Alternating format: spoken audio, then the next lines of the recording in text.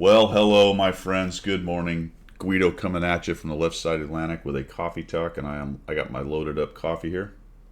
It's not And it's loaded up. Pilgrim from the correct side of the Atlantic, as always, with his Pilgrim mug, approved tea mug. There you go. You can get one from the Guido merch store today, 50% off if you use the code I'm a lying son of a bee. What? Oh, okay. I see what you're doing there. I thought you were telling them I was. No, not yet. By the way, my code is you don't not. get 50% off anything. I think I'll get 50% off crap. My coffee is not loaded up. I just wanted to say that my cup is loaded with coffee. There's nothing in it other than coffee. So, Are you sure? good morning, everybody. Who we got, man? We got Gator, we got Sasquatch, O'Brute's in the house, Jollins is here, Bonzi, Stickler, that Pilgrim guy's lurking around, Sasquatch, Cliffy, Randall, Jimmy K, Fast Red Horse, Odd Dog, Wayne. Good morning, guys. Good People morning. getting out of bed.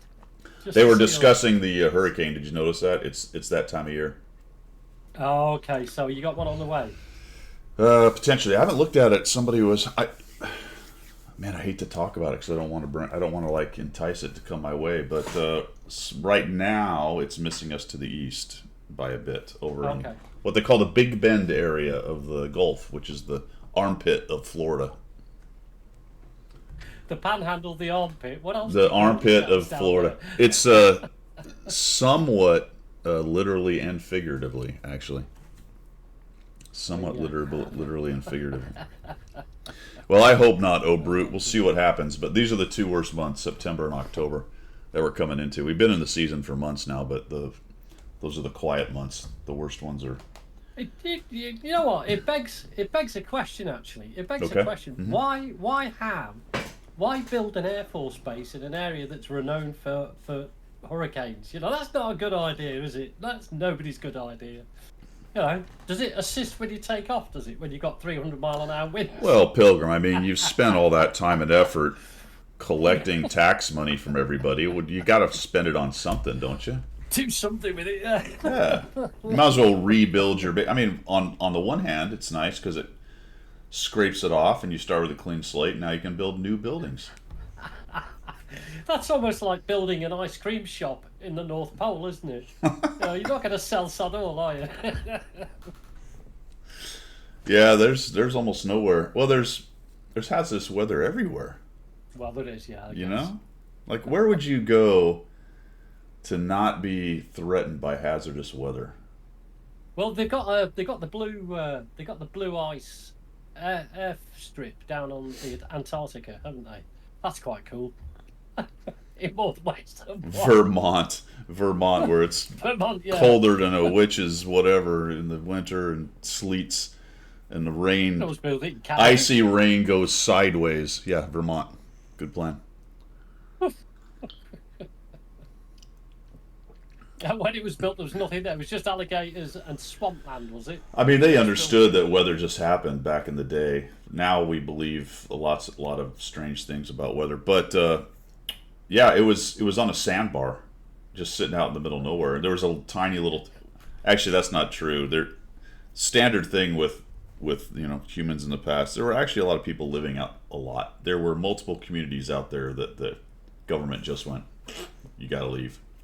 We're building an airfield. Yeah, there was some indigenous, couple, maybe an indigenous tribe or two. There were some other little towns and villages, huts and whatnot out there, but that kind of happened everywhere. There was probably some Brits still there from the Civil War. Found some in the jungle, yeah. There was a couple of them that not were the Civil still. Wars, the Independence. Yeah, They still were there going. Yeah, they were still fighting the. What do you mean you threw our tea in the harbour? Still fighting for old George, man. Okay, let's see. Channel news. How did we get off on that tangent? I don't know. Oh, the hurricane. Anyway, so I hope that's not a big deal. It's that dangerous part because we're 3 or 4 days away, and the projections are like maybe a Cat 1, and that always makes me nervous because the hurricane is always like, oh, maybe a Cat 1, and the hurricane's like, hold my beer, you know. Oh, okay, all right. So they actually they're clued up enough to be able to categorise it. Do you know what I mean? Well, I don't know if I'd go that far. They certainly take their guesses, and sometimes the models are close, sometimes they're nowhere near. So, It's hard, isn't it? yeah. Okay. So let's see. It's Hurricane. Oh, it's Hurricane Franklin. So it's already a Cat 1. See, it was supposed to not even be a Cat 1 by now, and now it's a Cat 1. Awesome. Wow. I'm Let's quite see. glad I just get rain. It's showing only a Cat 1. Probably because I think there's some high level wind shear, but that stuff's pretty fickle. Sometimes it just goes away, and then that allows it to strengthen more. Okay. So right now it's headed over. Yeah, it's still headed to the same spot. So that's a good thing for us anyway. Yeah. All right, what else we got going on? Channel news Channel wise, I finished the. First of all, let's go over to the garage. I hate this tank. Do you really? Yeah, I hate this really? thing. And it's a good tank, and people do well in it.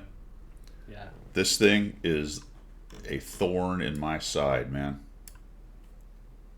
Is it play style? Is it the ability of the tank or the ability of the person It's playing the it? ability of me, apparently. I can't make it work. 43% win rate in 61 battles. I lost 8 in a row in it yesterday, or the day. Yeah, yesterday. That's horrible. That's 2 horrible. days ago. But Now- I mean that's circumstantial. That is because 8 games in a row. Not all 8 games is down to what you didn't do. It'll be down to just look at the draw, or getting teams that get rolled over. Or There was whatever. some of that. There was some of that for sure. I mean, I'll take my responsibility for a few of them, and then some of the teams were unbelievable as they seem to be lately. The stats are in the ballpark of a 50% tank, so there's definitely some unluck going on. Like that's not far off of my standard tier 8 average 1700 or so for mediums. I'm going to tell you what I think, and my hits are okay, but not great for medium. I really think it's the derpiness of the gun that just drives me crazy. I miss so Right. many shots. Right. Okay. All right. Yeah, man. It's anyway. So we're struggling through that one. I finished the Sturv 81, which I didn't do much better. And Nice. 49%. One of the few that I got to 100 battles that I wasn't able to get above 100% in it. And that's again down to I don't know. At about 85 battles, I was running about a 55%. really, Yeah. and it just 53 dropped that dramatically. the last 15. You can't if you can get that percentage at 85 battles, then there's no way your playstyle with that particular tank is the default error. I think it's probably more than you've had a run of bad luck with that tank in certain games for whatever reason. Maybe. I don't know. I mean, the Centurion 5.1 I'm doing a lot better in, but I'm only running 3800 WTR, which is low. I don't think the Sturv 81 is on this list. Oh, No, it's not, unfortunately. Huh. I wish they would update this thing. Drives me crazy. yeah, it is annoying, isn't it? Keep it up to date just so you can use it for all the good things you want to use it for.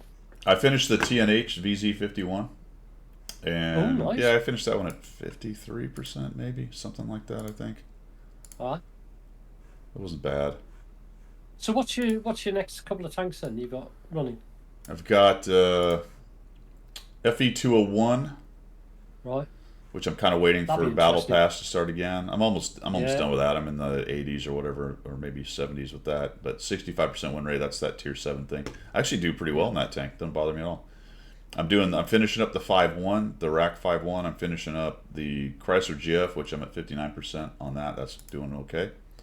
Yeah. And then hopefully I can drag the Iron Army up to somewhere near 50% in the next 15 odd Right. battles. And then I'm not sure. I'm still running the MV, trying to get that dumb mission done. So I'm at 60 odd battles in that. So that's closing in. I'm running the Lozas and the G Row. Those are both tier 6s. I'm waiting for Battle Pass, the next Battle Pass to start, because they'll give me good points. Yeah. Manticore, obviously, I play all the time. And then I think the tier 9 heavy I'm going to work on is the BZ58-2. Oh, okay. So I've All right. got it set up for try hard mode. That's where I am on all that I stuff. thought all of your tanks were try hard mode. I'm always in try hard mode. The tanks might not be. Yeah, yeah, yeah. Morning, You grumpy don't old put man. weapons on half of them, do you? Run vert stab if you expect to brawl. Run IA if you expect to snipe. That's not a bad. That's not a bad. That's all right. That's not a bad way to look at it, because the vert stab is when you got a lot of movement. It's gonna help you out with a lot of hull and turret movement. Whereas the IA, but again, I just feel like the IA is better because it is Yeah. it's an immediate buff to your accuracy from the beginning. So you're more accurate at the start, and then when you finally zoom in, you're more accurate. I mean, through the whole thing. Now you may zoom in a little bit slower, but also remember that you're already more accurate. Yeah. So So even if you take a shot outside maximum zoom in, the odds are you're going to hit. you're already more accurate. I guess I'm not going to say what the odds are. It's dispersion figures all it out. But if you understand that everything clusters around the middle, if you're more accurate, I just find that to be a better. Really, vert stab and IA would be the way to go. But the problem is you drop off something so important after that. A turbo is important to get around, or a rammer for DPM. Or hardening for heavies, so that if you look at this setup, that would be a hard. Although I don't have an IA on this one. Where do I have one that's got an IA? Don't. Do you remember while you're looking? Do you remember that There we go. V-stab was the almost go-to thing you used to put on? I always, and I can't get out of that habit. So I keep forgetting about IA, and I'll V-stab almost every tank I play because it's a habit. Well, that's because there was no IA to begin with. No. Yeah, so of That's course right. V-stab was absolutely the king, 100%. I agree with that. So for example, right here, rammer, IA, and turbo. It'd be awesome to put the vert stab on, but I got to either lose the turbo Yeah. or the rammer. Now I could lose potentially the turbo because this is a slow tank anyway. But I have become addicted to turbos on my slower tanks because it just gets them around better, But it's a trade-off. You only have 3 slots, so you got to decide what you're going to do with it. The battle pass is over in soonly, my friend. Really soonly. Where is it? Was it not something 31st, I think. 31st? Something like I thought that. it was 30th, 31st of August. Yeah. Yeah, roughly a Just week. trying to It find might it. it might go into September a little bit, but I don't remember. How come it's not on here? Interesting. None Have a of quick look now. about Battle Pass. Hold on, here we go. September 5th, so it does go into September a little bit. Okay. September 5th, guys. Yep. Thank you, Cliffy. And that is Tuesday. So not this Tuesday, but the Tuesday after. Cool. See how we just answer questions like that? We're good at that, aren't we? Yeah, yeah. Well, I mean, Cliffy Cliffy answers questions. Yeah, we don't. We just Cliff have- does that. Actually, that's not exactly true. We answer the question, Yeah. and Cliffy answers it correctly. That's the one. We- That's the one. We just pluck something out of thin air, say it, and then Cliffy goes, Yeah. actually, guys, it's this. Yeah. We give it the old college try, right? The old. Yeah. Here's an answer. Right out. Let me pull this up. Yeah. 31st of August. 5th of September. That's 7th, right. 10th, 40th, 10, 7. We caveat 2. it, don't we? We caveat it. We go 31st of August, but it could slip into September. See what There he's you go, told see you. what he's doing to us right now in chat? Yeah. He's like, Yeah. technically it's the 4th. Yeah. I know, Which yeah. is true. Messy. Because in NA, it always ends early in the morning of the day they say. Yeah. All right. Yeah, it's Labor Day, right? So that'll be Labor Day weekend for us. We got that Oh coming yeah, up. you got Labor Yeah, Day. we got a big Bank weekend. holiday this weekend. Yeah. Oh, yours is this weekend. Yeah, we got Monday. Monday's off. What's it called? I know we've had this conversation, but I forgot. No, we had May Day at the beginning of May. Uh-huh. What month we're in? August. Oh, it's August. August Bank Holiday. It's called. It's just, Sorry, completely lost it. this is the OG bank holiday? Yeah, it's just an August Bank Holiday. Just Do you have nothing multiple? Special. Do you have multiple that are called bank Loads, holiday? yeah, we get our leave entitlement in the workplace is based on generally 23 days of like holiday vacation paid plus bank holidays. So Oh, we get like 30 days vacation a year. I thought bank holidays were like other holidays, but it was a nickname for holidays. No, bank holidays are what the government have decreed are days off for the population. One being May Day, 1st of May, end of May, end of August, and I think there's another one somewhere in October time somewhere, I can't remember. Thank So you. we get like, Go ahead.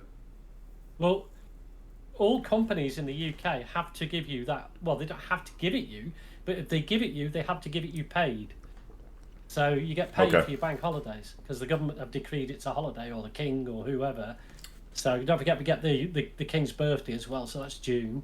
So so civilian companies have to budget in paying you for not coming into work for those days, on top of the paid vacation holidays they give you as part of your contract. Learn a new thing.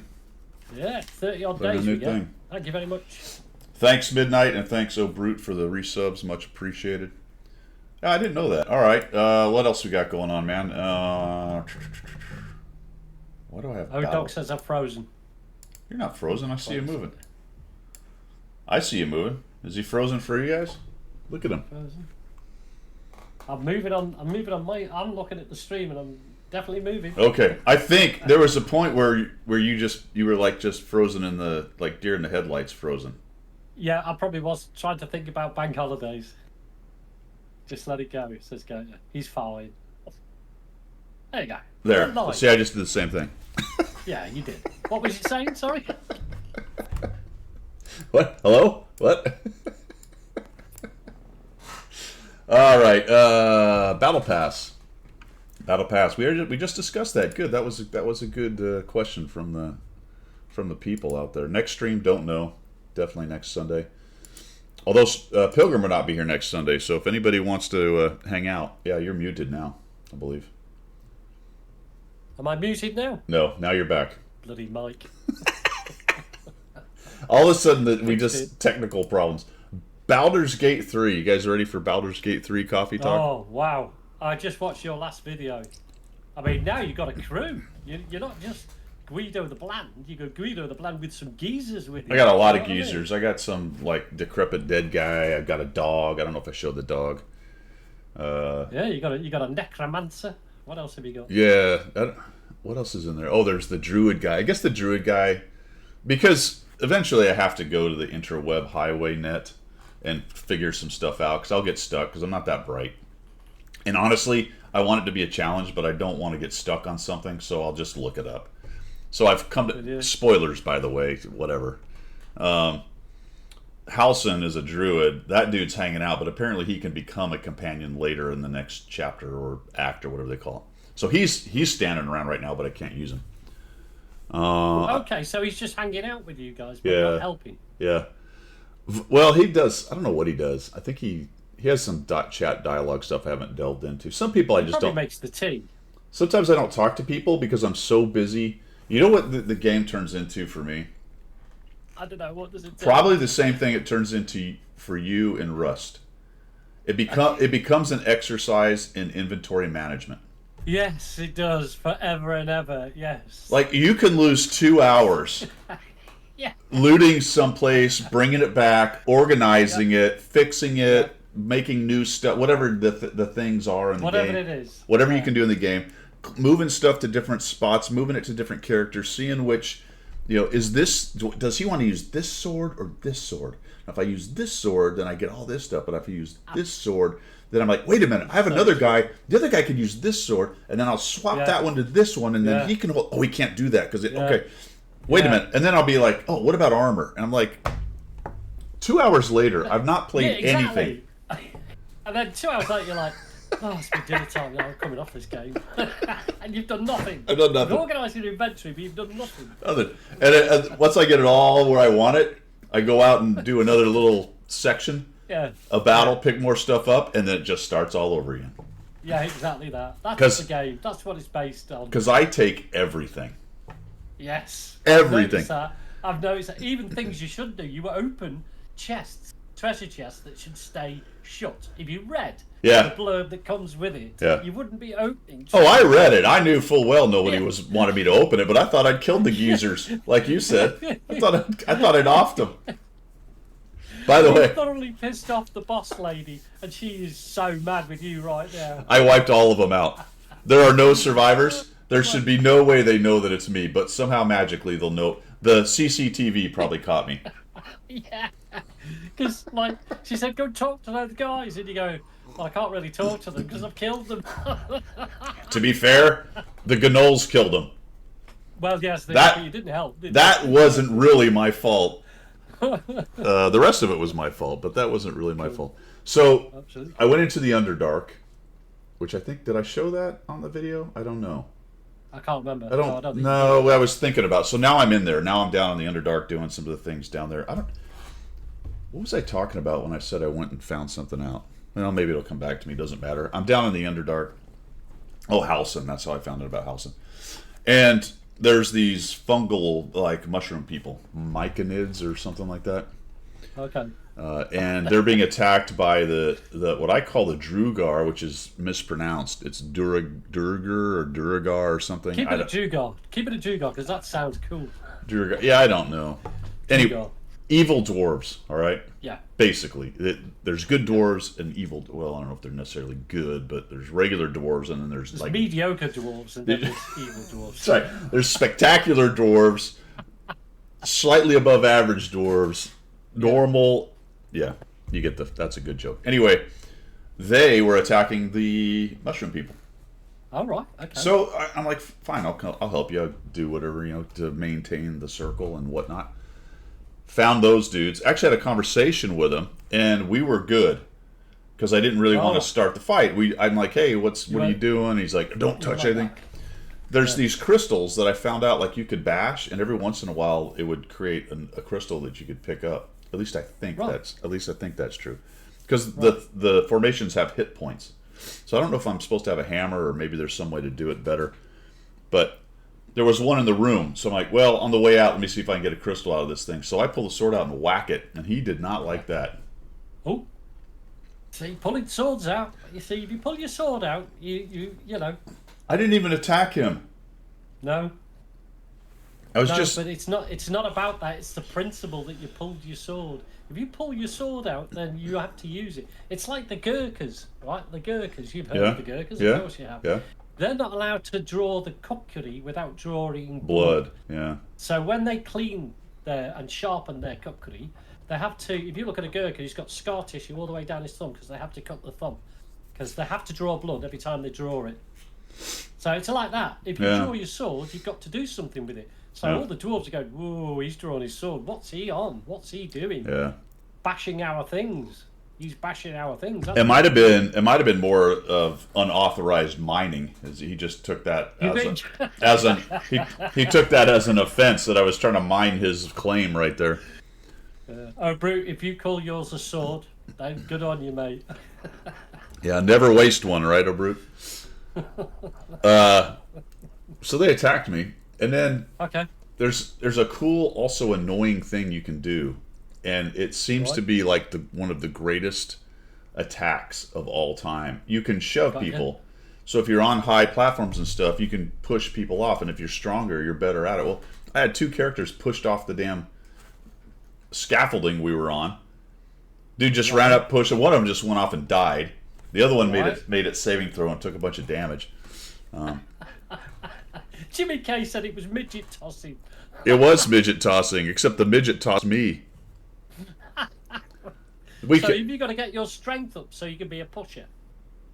Yeah, I mean, if you wanted your primary attack to be shoving people off of high spaces, I mean, there's not always a cliff handy. If you I was going to say that's dependent on cliffs being available. But there's more than you might think in this game. There's a lot of vertical development in this game. I'm just thinking, like, if it's a small step, does it have the same effect? Like 2-inch step, push, falls over, dies. No. Oh, you can like rush them, and then if you hit them, they the shoulder. Yeah, and they go back 3 meters or something like that. And then if there's a cliff, off they go the cliff. So anyway, I beat those guys, despite one of the suckers being invisible. I didn't even know he was there. Things kept happening, and I'm like, that's hard. I didn't pay attention to that little thing up above, so it showed him. And like, why does it have an X in it? I finally hovered over and it said invisible. I'm like, oh, that's why this guy. That's why I keep getting things keep happening. I can't figure out where the hell they are. Eventually, he had to attack, so he became visible. So anyway, this is a real long story to get to this point. We go back because in an RPG, right? You go out and do thing X, and then you come back and they give you prize B. Yeah. Right. Yeah. That's how it always works. You go get your experience. Or a nugget of wisdom. Something, yeah, that you get something out of it. Yeah. So I go back to the sovereign of the mushroom people, and he's very pleased. What's he called? King Mushroom? No, he's Sovereign Sow or Sov or Sev or something. Sovereign, yeah. Okay. He's Mr. Toadstool, is he? He is Mr. King Toadstool. He's very pleased. Okay. And then, so he waxes poetic about my greatness, which is unnecessary because everyone knows. But I appreciated it nonetheless. Yes, Guido the Bland. And he names me Peacebringer. Oh, because you brought peace to the mushrooms. Because, yes, but by massacring a bunch of Duergar. By throwing dwarves off a cliff, you brought peace to the mushrooms. Well done, sir. And I saw that bit of dialogue and I'm like, okay. And in the same breath, after he names me Peacemaker or Bringer or something like that, and I'm laughing, the very next subject is he wants me to go kill some more people. Really? Go and peace somebody else for me. He wants me to go bring peace to a drow. He's like, we're gonna need more peace. All right, we need more peace. That's like a quote I heard from the United States Forces. I think he went something like this. He went, "Bringing peace by superior firepower." Yeah, something like that. Yep. Yep. Yep. Dear. There you go. Bringing peace, one 500-pound bomb at a time. Yeah, I'm going to bring the freedom sword. I'm going to bring peace to the drow. And all I need to know... Did the mushroom guy not even give you a weapon? Or he gave me a lot of good stuff. He opened up his treasure room. Oh, okay. Yep. Which I then... Selection. And they're like, he's like, take what you want. You know, you deserve it. And I'm like, I'm taking everything. The candles, the cups, the plates, the skull I found in there. Because, by the way, those are worth 1 gold piece. If it is worth 1 gold piece, I am picking it up. I am inventory managing. I'm finding the nearest merchant and selling everything to him. Have you got a hump? Because of the amount of weight in your bag. I must, because I'm carrying around 6,000 gold pieces. Yeah. Just like Fort Knox on your back. And I'm miserly. I'm not buying anything unless it's really worth it. No, I don't want that. I don't want that rubbish. I mean, there's some pretty good caves down there. I could spread out the gold and lay on it like Smaug. You could be the dragon. Could be the Baldur's dragon. Gate dragon. Yeah. So yeah, it's a pretty good game. It's still in it. Still in Act 1 or whatever. Cool. That's Baldur's Gate 3, guys. All right. Anything else for channel news, Pilgrim? You got any news for the people? No, I haven't. Only that I'm sort of I'm slowly creeping through Battle Pass, blah blah blah, all that sort of normal stuff, and I've been having some real connection issues with the NA server. It's not. I don't think it's down to me. I think it's down to because like now I can connect brilliantly, but there's some times of the day where I find it very difficult to get a decent ping and get a decent sort of connection. So I don't know whether that is something to do with the Atlantic Ocean. I don't know whether there's any Euros or Brits in here that have the same problem. But it's generally in mid-afternoon after work and come home. So it would be about midday your time. I believe Can't get on. I believe never mind. I'm not going to make that joke. I don't... Interestingly, my connection has improved recently, so I don't know if that's something that happened in my local area or there, but I used to run like a 60 ping, and now I can easily see 30s. And it's been a long time since I've seen 30s, since they did the server change. Yeah, server change. Yeah. Yep. I mean I can run happily at 118, 120, but sort of 5, 6 o'clock in the evening for me, say midday for you guys, it bounces up to nearly 200 for some reason, just for an hour or two. So I've had to limit my gaming to later on in the evening or weekends. Weekends seem to be fine. That's kind of the I don't know. that's kind of the core of the business day over here, though. So Yeah, maybe there's a lot of a traffic. lot of internet traffic and going across the Atlantic. Yeah, Yeah, especially as businesses get up and going here, and yours are starting to close. There's probably a lot of traffic back and forth at yeah. that time. I don't know. That's a total. Not working as intended. Said you don't want to play the NA server now. How great the MM is. Oh MM's man, the same on every server. I'll tell you what I'm seeing a lot, which is, and I don't know if it's only because I'm looking for it, and maybe that's it, but I keep seeing a lot of games with mismatches and heavies. Oh really? Yeah. Like where Yeah. there'll be like 3 heavies on one side and 2 on the other. There's a lot of Yeah. 6 light games, 100%, Six Jimmy. light games, yeah, Jimmy. Yeah, 3 on each Yeah. side. I've seen a bunch of those. That's always fun when you have an EBR and 2 mana cores on each side. You know when they do the calculation for that, do they just class it as a heavy tank irrespective of tier? Because I've seen games where Sort of. we've had a lower tier heavies and they've got the higher Yeah. tier heavies. I think that's part of it. Like if you'll have 2 tier heavy, two top tier heavies, Yeah. and 1 medium on the other side, and then down lower the other team will have an Yeah. extra heavy. So, but it's I don't know. I think they put that in there a little bit. The autoloaders are a tough one, man, because there's no kind of matchmaker system for managing that. One team can have a significant number of autoloaders more than the other one. Yeah. Fast Red Horse said the Clan Wars game mode was kicking them out. So I think there's a. Oh yeah, there I was a think there was an huge. issue. That's right, there was a huge issue. I know the other CCs Yeah. are talking about it. The first 2 days or something was kind of a wash, I believe, which hurts you for getting the points for getting the tank. Yeah, absolutely. And I don't know, have they advertised compensation for that? There was a discussion about that, but I wasn't tracking, so I don't know where it went. The server was. Yeah, Habit. I agree with Habit. It's 3 to 4 lights in a game. It's bad at high tiers because, I mean, if you've got four lights, 2 on each side, the reach, the vision of those lights are massive, and it just negates anything you can do. Well, and it sucks as a light too, because Yeah, one of them's going to YOLO and come in and light Yeah. everything, and then he dies, but he maybe gets a couple of them too, and it's just kind of Yeah. chaos. yeah. But all right, what else we got going on? I think that's it for channel news, guys. Missions and specials. It is time to chill. I got the improved Right, compressor there too. we go. 78 kilometers an hour. I haven't put my improved compressor on anything. I need to think about that. I'm not sure what I'm going to do with it. I don't know what Stickler's doing with a 78 kilometers per hour Hellcat, but you're certainly getting to the right position in time, isn't he? Or the wrong.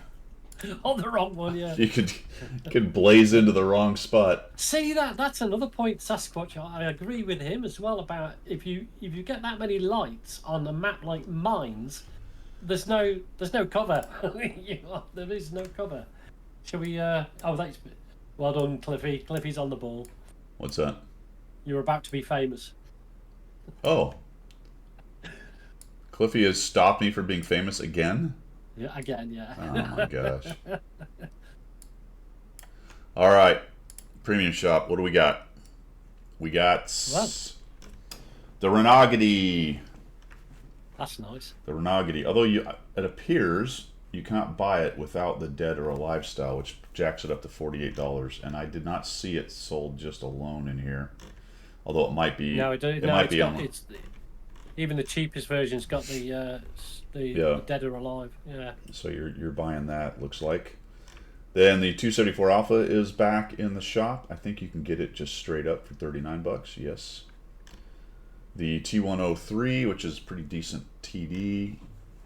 The Black Dog is in there, and the Chrysler K, the tank that originally destroyed the game. The first tank that destroyed the game. It is, and this is all frontline stuff. This is all frontline tanks. Yep. This is. Yep. And then the ISU 122S, although I don't know why they think that's a frontline tank. I guess people. The greatest. I never took an ISU on. No. Yeah. The greatest low effort 3D style of all time is $14.87. It's low effort, though, isn't it? It is really low effort. Let's just take the horns off of. I think there was an Italian design that had the horns. Yeah.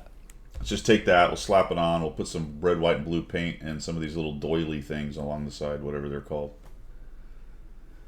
Anywho, those are all available for them that But if you wants read it. the blurb, on the website, the much sought after 3D skin for the E4 is now in the shop. The much sought after. Yes. I haven't sought after it. I'm sure you have. Back by popular demand, according to the website. Yeah. I mean, people were clamoring, if you will.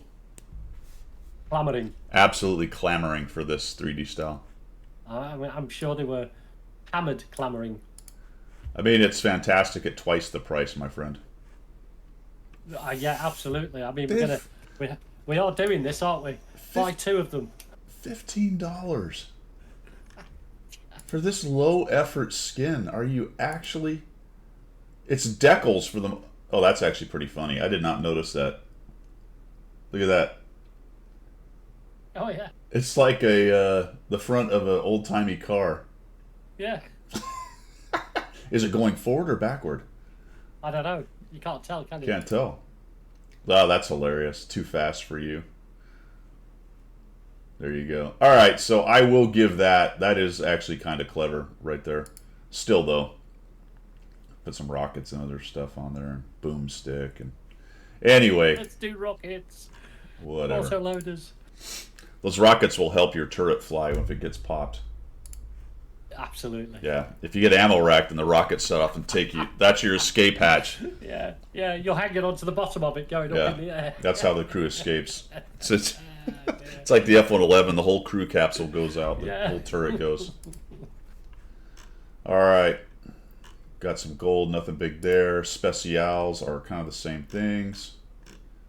Nothing really special there, to be honest. Battle Pass. All right. Is this where it was? Anniversary. No. All right. Fellers. Check this out. Most of you probably know this, but if we go to the store. Good morning, Woody. And if we go to the anniversary store, and if we go to best offers, and if we scroll down to the bottom of best offers, you will notice this says free. You don't see it. Here, this one says free. Captain Mouse free offer stage 2, Captain Mouse free offer. I don't know where these came from, but I do know you're going to get decals, large repair kits, and directives. And you can click on, there's 3 lots you can click on. Yeah. I got 3 lots out of it. I thought it was only like a one-off. Oh, it just keeps coming. Yeah. Now we're getting experience and personal reserves and decals. Okay, yeah, got it. Very nice. Okay, affirmative. And there's one more. There you go. Yeah, there you go. Boom.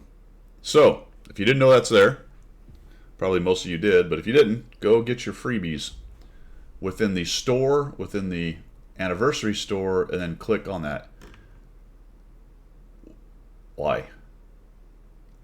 Why that whole process? I don't know, but it was free, so... That's from when you had to pick a Right team. question. Yeah, oh, right. So why not? Oh, remember you picked the team. Remember... Okay, great. That's mechanically why. I got it. Why? Yeah. Why do we have to go search through there to find the daggum thing? Good point. Why wasn't it just gifted already? Because you've already clicked the button to be in the team, haven't you? Prees 1970. Thanks for the follow. Welcome. Yeah, I don't know. That's weird, but whatever. We have pontificated and speculated on why things like that happen a lot. We have never unlocked that mystery. No. It is So- a mystery and shall remain so. So that being said, if you want your freebies, that's where they are if you had not figured it out. Doctor Who does not have it. Have you picked your team, Doctor Who? Remember, there's 14 other clicks you've had to go through for this. Yeah. Yeah, you've got to click some buttons to get that. Yeah, you It's get free, you know. And it's not just in the client; it's on the website. And then you got to go to another website, and then you have to have your 5 keys from 4 years ago. Yeah. You got to put your left foot in, take your left foot out, put your left foot in, shake it all about. Yeah. Probably you shook it all about incorrectly, more than likely. That was more than likely, or you failed to pluck the nasal hair, make your eyes water. I hated that part.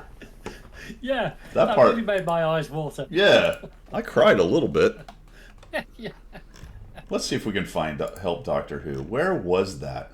13th That was anniversary. way back when. It was going to be with the 13th anniversary article. Yeah, celebrate what 30th anniversary with Twitch drops, discounts, bonuses, and more. It was in that. How'd you wasn't it? find it? What? How'd you find that? Oh, go to all news on the website. Uh huh. So click all news, so you got all the news down the bottom right hand corner. The last one. Yeah, I've already. Save on a powerful Czech legend? No. No, keep going. You've got.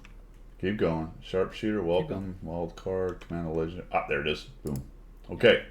So you had to go there, and then you had to scroll to the bottom to.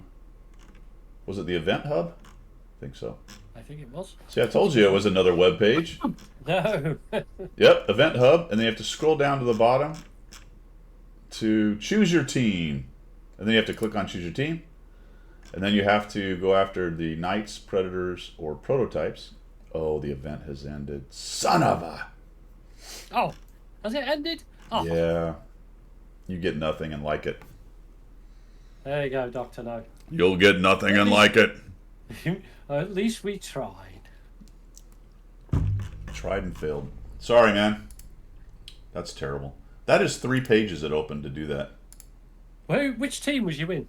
4 It is pages. 3 pages. 4 pages, counting the main page. 4. Four. More than 4 clicks to get there, and then you got to go back and click all the free stuff. So let's You just love the clicks. let's recap. I had to go here. I had to find the article. I had to click on the article. It opened up another page. I had to click on another page in the article to open up the portal for the event. I had to scroll down. I had to click on a thing that opened up the choose your team page. Then I had to open up the client. I had to go to store. I had to go to the anniversary store. I had to scroll to the bottom and click 3 times to get my stuff. Yeah. Yeah. And after that, I took a nap because I was exhausted. Yeah, that was a lot. It was a lot. I had that. What did O'Brute ask? Oh, he said, if you don't want the tanks in the battle pass, can you use your tokens and sell the tank? Of course. I don't know. Yeah. Yeah. Do whatever you want with the tank. Use your buy them with the coins, and then you right click and you sell them. Yeah. I don't know why you would do that, but there you go. Wargaming Premiers, rowing slaves on a rowing machine. Yeah. What team did you go for? Were you in Grey Knights? I was the one with the damage. Remember we discussed that a couple weeks ago about how that was clever. That was the best way to go. Right. I think they won too. Yeah, they did. Whatever that meant. Way, you just know that people click to that straight away. Yeah. Damage is damage. You're always going to get damage, or go, in some way. Yeah. So I think people actually, because the Grey Knights, they won it by at least more than double, treble. Yeah. The next team. Yeah. And you know why? Because people clicked. Stickler, I don't know if that is out there. There's some speculation. We might run into that. We'll take a look at some of the speculation on stuff, but I don't remember seeing anything on what they thought the next Battle Pass tank is going to be out there. No. You're still, but we're still what? That won't start until next year, after Christmas and after the New Year thing, right? Battle Pass didn't start till March or so. March, April, wasn't it? Yeah, something like that. Because this Battle Pass doesn't end until September 5th, and then it'll pretty much start over for the 3rd Battle Pass. So you still have one Battle Pass with these tanks to get through, the 3rd chapter or whatever they call it. Yeah. Wheeled Brit, yeah, could be. Don't know. All right, what else we got going on for missions and specials? Frontline starts tomorrow. We're going to look at this because there's some changes. I don't know why. I don't know why. It's the twist of fate scenario, Pilgrim. The twist of fate scenario. Yeah, twist Well, of fate. I'm so looking forward to see what the twist of fate is. Well, it's 30 v fate. 30, tier 8, so none of this tier 9 stuff. There are the standard things of destroying the guns or defending them. There's Normandy, Craftwork, and Fata Morgana. Those are the Yep. 3 maps. 3 The months. big change here is to make frontline gameplay more exciting. More exciting. Is there an exciting problem with frontline? I don't think there's any exciting problem with Every- I have no idea why they would do this. Every no time, idea. every time it comes out, they're always doing something to make it more exciting. Have they never achieved excitement level X? Yeah. Yeah, I think yes, I think the devs sit there and they have a little monitor attached to their arm, and it gives an excitement. It's called an excitometer. It's the old Excitometer. Yeah, and it never really peaks past 3. It needs to get to 5 for it to be a good idea. Okay. Yeah. Well, that's some good insider information. They want more tactical variety, Pilgrim. They've added a 4th level to all combat reserves. And they're giving you level 2 start off with, so you don't even have to worry about level 1.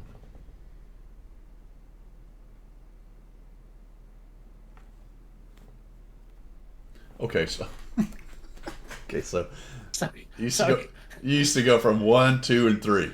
3. Now you do 2, 3, and 4. Because 1 is already given to you when you start. So it's actually just still 3, really. Okay. And then so you have to purchase them, and here's something that's probably going to irritate some people. This one goes to 11, Cliffy. Goes to 11. This is odd. So you randomly get to choose. You don't get to pick. No. This is funny. Okay, previously you had to manually select combat reserves in your garage before entering frontline. Okay. Yeah. The twist of fate scenario. Here's where the fate twists. Yes. Introduces a new system in which a random selection of combat reserves will be available for choosing in battle. Now, placing reserves in slots does not guarantee that they will be available during battle.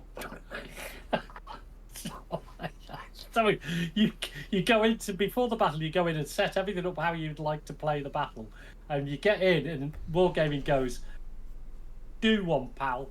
This is how you're going to play the battle. This is what we're going to do to you. I'm going to have to do the... Yeah. Yeah. Oh, I need to have a think about that. I do not think that means what you think that means. his Banzai's hit the nail on the head. Does that... Seriously, though, the question is, if I didn't select anything, would it matter?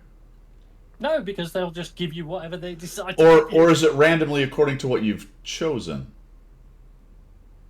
Oh, you see, now you're asking deep questions, and I can't get that deep. I'm a very shallow person. I can't. I'm a simple man, Pilgrim, much like you, and I Yes. don't understand. Yes. Yeah. Anyway, you'll be offered a choice of 2 random combat reserves. This is in bold, by the way. Yes. This is important. This is important. Of a random category and vehicle type, which means you can get, I guess you can get the scout stuff as not a scout or whatever. I don't know if they still do that. This choice will be repeated until all 3 reserve slots are filled. But you already have 1. Oh, wait a minute. Do you already have level 1 of the 3 you chose? Yeah. Ah. Yeah. Ah. So you choose 3 and you go in the battle with level 1. And then you get Yes. random choices of other ones. Are they random choices of the 3 you've already chosen? Or when you get RCA dog, I don't know. It's so difficult. Namara, you have a good day as well. Yeah, they come out random. I don't know. Anyway, if luck is on your side, you may be able to select the same reserve more than once. Oh boy.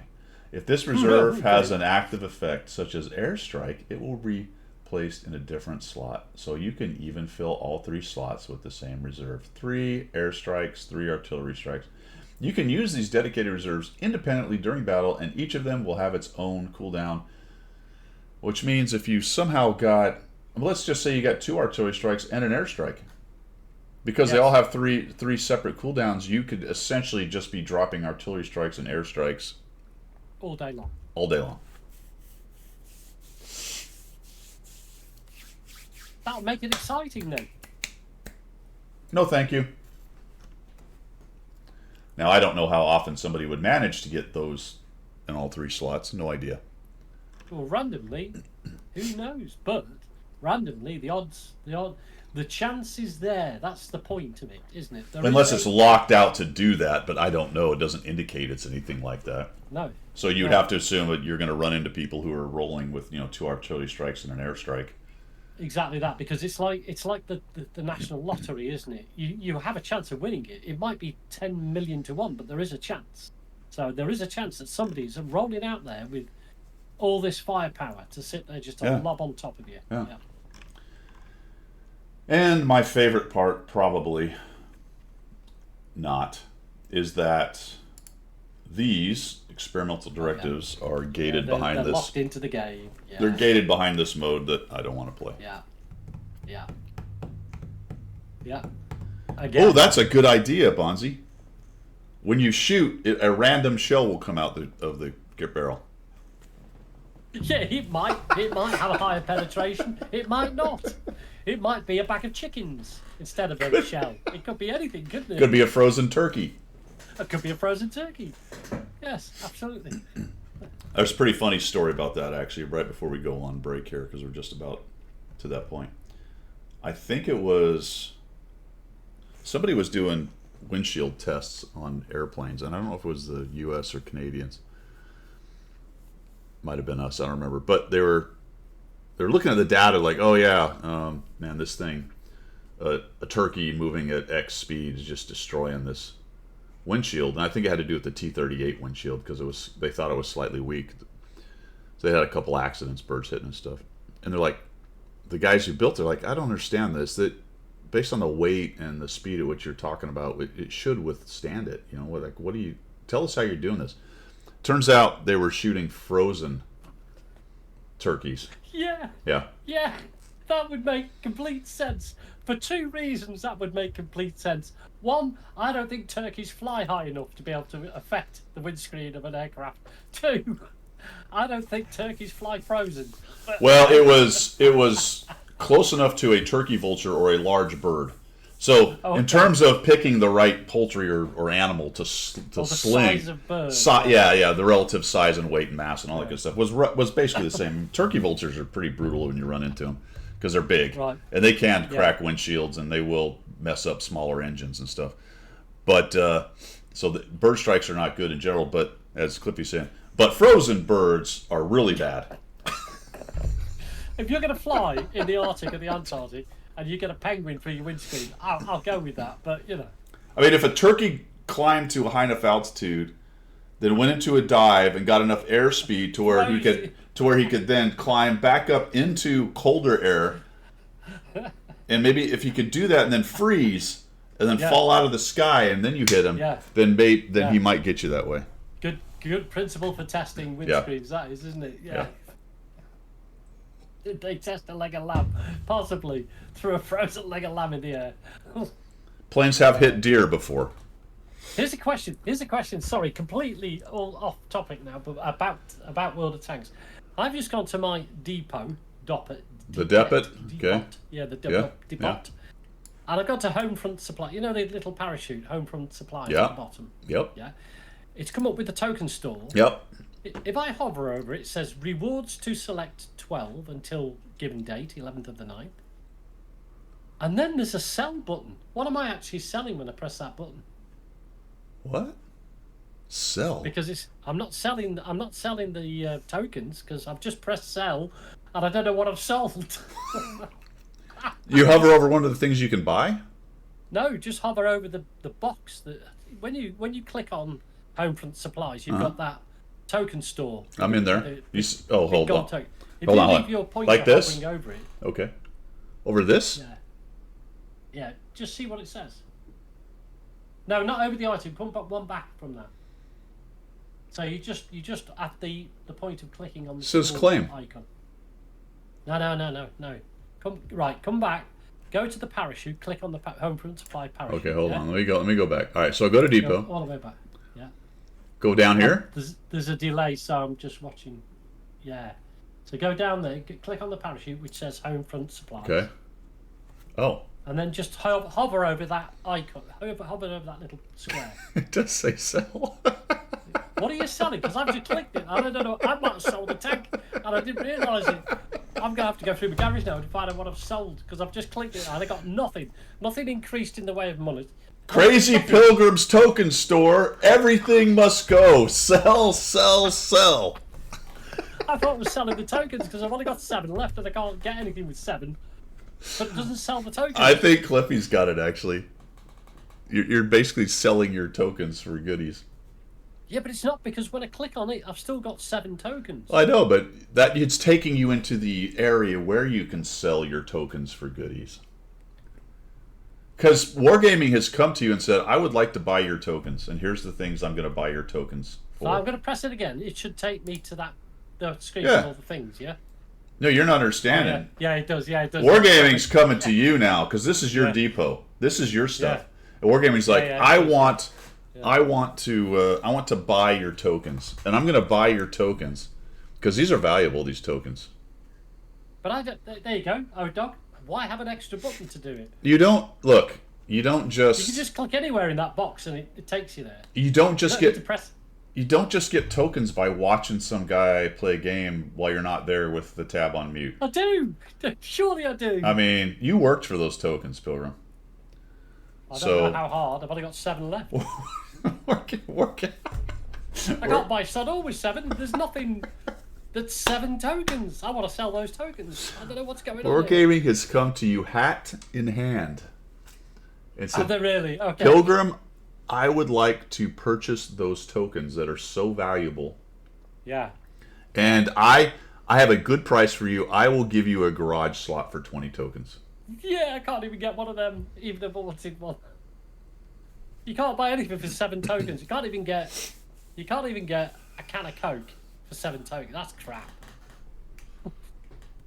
I bought all that stuff. All I have is personal reserves of 2 varieties. I have a bazillion of, and ×5 missions, which is probably what I'll end up getting. I'm not going to get to the 85. I think you had to kind of save up to get to the 85. It's 1 token per bank holiday, period.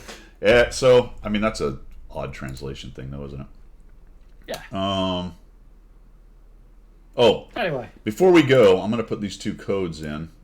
Again, a lot of you probably already have this, but these 2 codes give you a couple. I think are they missions or goodies or something? I don't remember.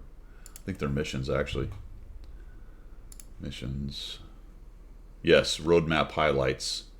So I got one of them right there, and I think another one maybe. I don't know. Anyway, those give you either a mission or some stuff. Those are 2 different codes, guys.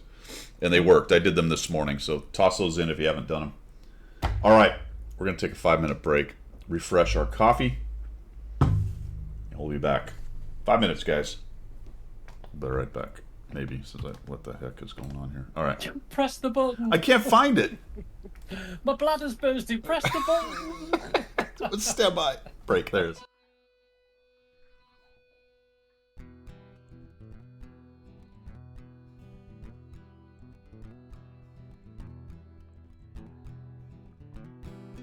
Guido is his name, tanking is his game.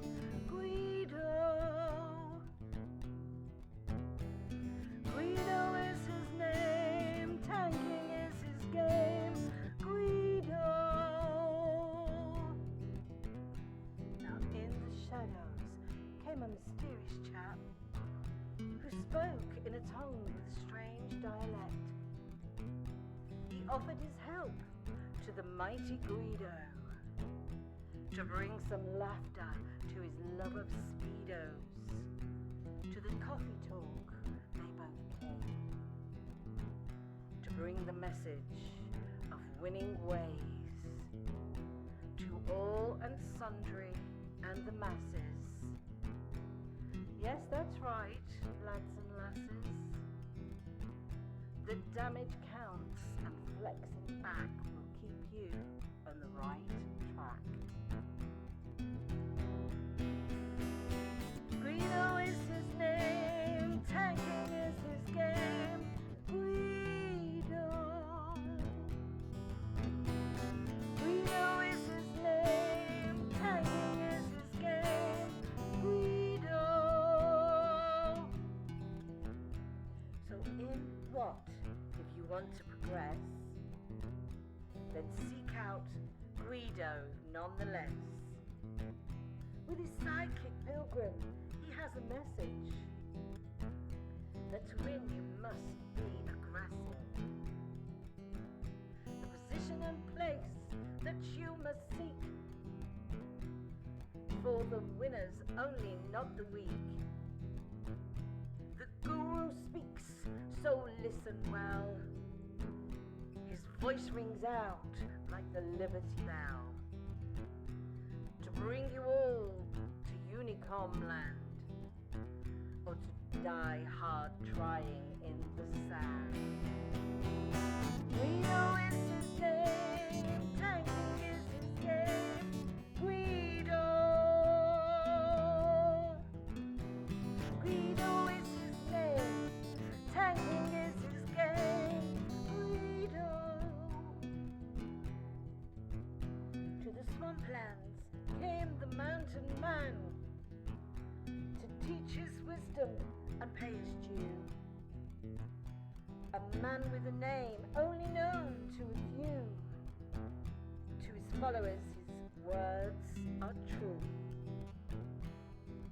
Greedo is the man, big and gruff. He used to fly jets, but now he does the tanking stuff. Greedo is his name, tanking is his game. Greedo. All right, fellas, we is back. On to subjects du jour. Subjects du jour. Holiday ops rumors. Those are always fun. Yeah. What's the latest? They canceled the boxes. Yeah, there's no boxes for Christmas, so what are we getting instead then? Coal. Boxes of coal. That's Small- good. That's good if you've got a train. Small bags of coal. Yeah, that's good if you've got a smoker in the backyard, or you've got a train in the you go to work on or something. You've got It a adds coal. it adds 1% of engine power to the 4005 train style. That's what it does. Oh dear.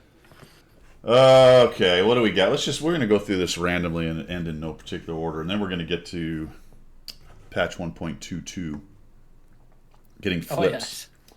This is a RU style right here for the E75 TS. Oh, Although there's yeah. actually multiple things. It's goofy looking, huh? Yeah. I'm not really sure what's going on here. I guess these are solar panels or something. I have no idea what is this supposed to be? Oh no.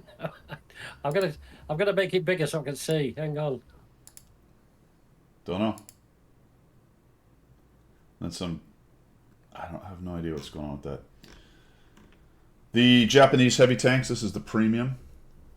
The Type 63 with the hydro pneumatic stuff. Oh, that button you've got to press again. That one. Looks like they buffed it a little bit. So it's loading faster. It's got the damage has been decreased from 360 to 320. I thought that was kind of interesting. And then Oh yeah, look at that. and the DPM has. Oh, that's okay. It's like, how does the DPM go lower if the reload's faster? But of course, they dropped the alpha, so there you go. Yeah. Then we've got the Super Test 452K, the 45Y2K. This is a Russian promotional, which I believe is probably going to be a Clan Wars type of reward. And Do we think it's going to be overpowered? Do we? I don't know. We looked at it. I don't remember what its thing was. I don't think it was an autoloader, or was it? Might have been. Don't remember. little bit different actually for a Russian tank. Kind of this flat. It's, I guess, from the front the turret's sort of rounded. It doesn't have super thick armor, but it's extremely sloped, as I remember. Yeah. But it's been nerfed a little bit. Well, not true. The rate of fire went up. Down, sorry. Yes, the rate of fire went up. The reload went down. Rate of fire went up. Accuracy is at 0.36, so they've actually buffed this thing a little bit. Yeah, the Abrams is next. Then we've got, we'll talk about that later. There's those bonus codes. Anybody play, what is it called? Overwhelming fire. Overwhelming Fire. Anybody play that? I didn't play one. Did you play one? No, I couldn't see any good reason to get out of bed to do that, to be honest. You just stayed in bed. Stayed in bed. Good, well done. Sasquatch did and finished it. Nice. What do you get? Sergeant Dredd, thanks for the follow, man. What do you get for finishing it?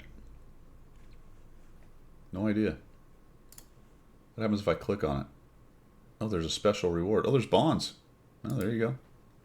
You get some bondages. Click on this. Let's find out. Okay. 5 battles. Do you have to win? 400 bonds. You want to farm to be prepared to have fun with the fast firing automatic. It doesn't say anything about winning, does it? Be among the top 12 by damage and win. So you need 5 wins. Oh, no, you don't. You need 5. You need 10 wins. 2 to get that. Another 3 to get that. You can't see it because I'm clicking on or showing you stuff that is behind us. So you need 2 here, then another 3 to get 100, and another 5 wins to get 200. So you need 10 wins. Top 12, 10 wins. Oh, maybe I should have tried that. That would have been easy 500 bonds. Or whatever it was. Anywho, that's out there. Didn't even look at it. Yeah, I didn't even realize it was that easy. Not bad. Drops are coming in. We got hot drops. So, yeah, ultimate arty power in overwhelming fire. Because that's what you need. That's what you need. The T110E4 was backed by popular demand. Absolutely. What was let's see. We'll get to the patch notes in a minute. We talked about Twist of Fate. Here's an interesting one. Another Tier 7 Tiger 2. Yeah, that is interesting. What have they called it now? The Tiger 2T? So I'm not sure what the T means, but the captured, I looked at the stats, they seem to be identical. So it's another base model Tiger 2, I guess. This week's Super Test Edition. I wonder if maybe the information's here. I didn't click on the continue reading. Oh, here we go. Inheriting the iconic angled shape of the King Tiger. Yep. Tiger's view range is blah blah blah. Oh no, it's well protected. No idea. I don't know what a Tiger 2T is. Anybody know? It's the same tank apparently, but this is the German version, I guess, because it's got the German flag. So remember the King Tiger captured is the U.S. Yeah. So basically, it's a premium stock Tiger 2 at Tier 7 is what we're really getting at here. But I can't see the attraction in getting that unless you're a collector. Yeah. Because if you've got the Tiger captured and you've got the Tiger 2, I'm flabbergasted that anybody would bother looking for that. Well, C's pretty good, man. At tier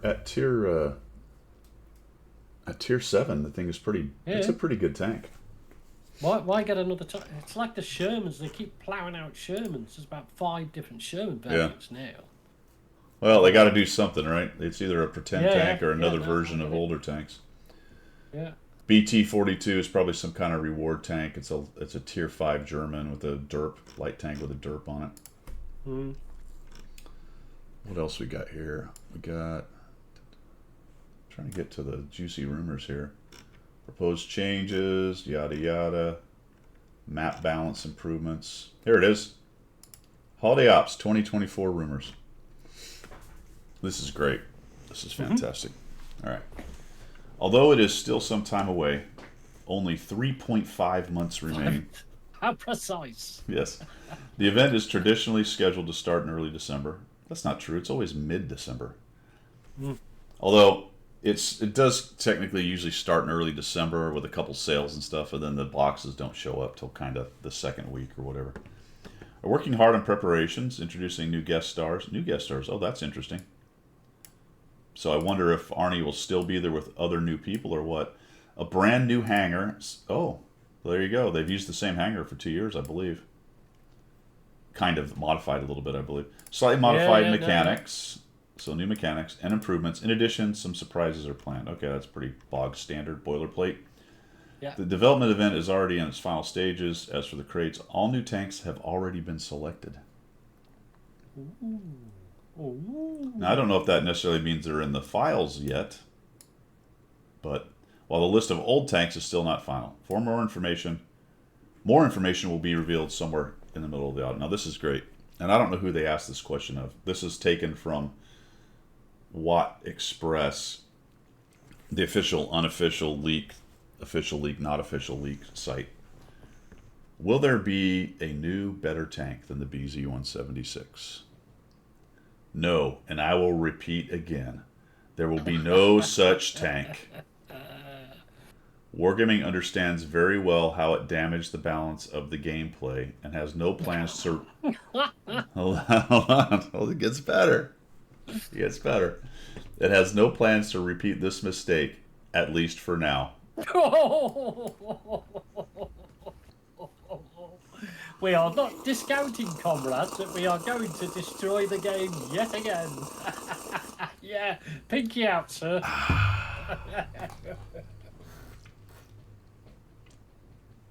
Oh my, oh my. I mean, this is a few sentences. Could this not encapsulate the situation any better? No. That says everything you need to hear and nothing you need to hear. We understand very well how it damaged the balance of the gameplay. Do you? Because, in my humble opinion, if you understand the problem, you'd fix it. Yes. You wouldn't just let it run in the game forever, would you? You know, because that's what they do. I don't know. Awesome. I don't know. Man, we're not doing that again. No. Well, It's like maybe not. it's like the guy who wakes up from the big night out drinking. I am never drinking anymore. Of course. That's the one. Of course, I'm not drinking any less either. No. And is it Saturday night yet? Because I need to get out for a drink. That's it. I'm going cold turkey until tonight. Yeah. Exactly, Wayne. If you're going to nerf the Chieftain and the 279 early, why not nerf the BZ-176? I don't know. Wayne, they don't have. Well, They're still trying to collect data, man. Mika, thanks for the they follow. need 5 years. Yeah. We understand how it's damaged the balance of gameplay. Thank you for your service. Now, go fight a war. Yeah. Great. Some surprises are planned. Yeah. Some surprises. It's going to be surprising, fellas. I just love that. I just love everything about that. That's just so classic. Also, It just epitomizes wargaming, doesn't it? I don't know. Yeah, it's hard to even know what to say about that, to be honest. I mean, great, Christmas events, everyone likes that, and everyone's excited for it and want to see what tanks they have and stuff. Just that whole, are you going to make another ridiculous tank like the BZ-176? Oh, no, we're just definitely not going to do that. I feel like what he's saying, he's going, Yeah. Nudge, nudge, nudge, nudge. Yuri, I tell them we don't make another BZ-176. That's right, Andre, we named it the BZ-179. Yes. E. With an E. So give it an E at the end. It's not the same tank. It only has 42 rockets. Oh, my gosh. Also, and in addition to, here's another tank that was spotted on the EU service, the Lat Stridsforen Forden 120, which looks like some kind of wedge guy. Doesn't it? Yeah, Swedish. Yeah, look at this thing. It's like a Oh, Yeah, I don't know. So tier 9 apparently is it? Did they say promotional? Oh, here we go. This may answer the question that we had earlier. You may do. Potential upcoming battle pass or auction tank. So there's a potential one right there. The Strids Fordon. And this was brought to you by thanks to Fuchs for the mail. Good name, that it. Somebody, this is the unofficial officials leak, not official leak, official leak. What else? Oh, here's another one. Chieftain's Hatch Super Curiouser. Don't know. Auction event rumors. That looks like an autoloader, doesn't it? Yeah. Klaus had it called most disgusting game, I believe. What? Can you see that match with the 279 as the map on the map? They sat back in the hill and waited for the enemy to come in. Did not help the team. It was hilarious. Oh, really? I'll have to do that. Take your wife to breakfast. You're drugged up. Good. All right, man. Take care. See you, Brute. Auction rumors, Pilgrim. According to Watt Express, tank auctions are still on the calendar of upcoming plans for all regions, but probably with delays. Initially, the auctions were actually planned to appear in August, which they are clearly not going to do. However, see, I'm struggling now. I'm struggling to find out. I'm struggling to work out what tanks would they have up for auction because. Well, there was that Strids Fordon, and there's multiple other tanks. There's the Tiger T thing. Do you think all this stuff will be on there? Cody Menz just put a video out with the data mining, looking at all the different tanks that are sitting around in the files. So, if you guys want to look that up, that'll show you a good number of the tanks that are sitting around. Will it not just be an existing Tech 3 tank but painted black? Do you not think? Oh, right. Forgot about the black tanks. Yeah, I mean, maybe it's the Loza Sherman M4A2 Sherman Black. Yes, the Tiger 2 Black. Yeah. Iron Army Black. Yeah. What was that? What was that movie with Arnold and what's his name called Twins? Oh yeah, with Danny DeVito. It's the DeVito. Danny DeVito. It's the DeVito. It's a very small Iron Arnie. Small Arnie. Oh, man. It's the twin. It's the Arnie twin. BZ176 Black, yeah.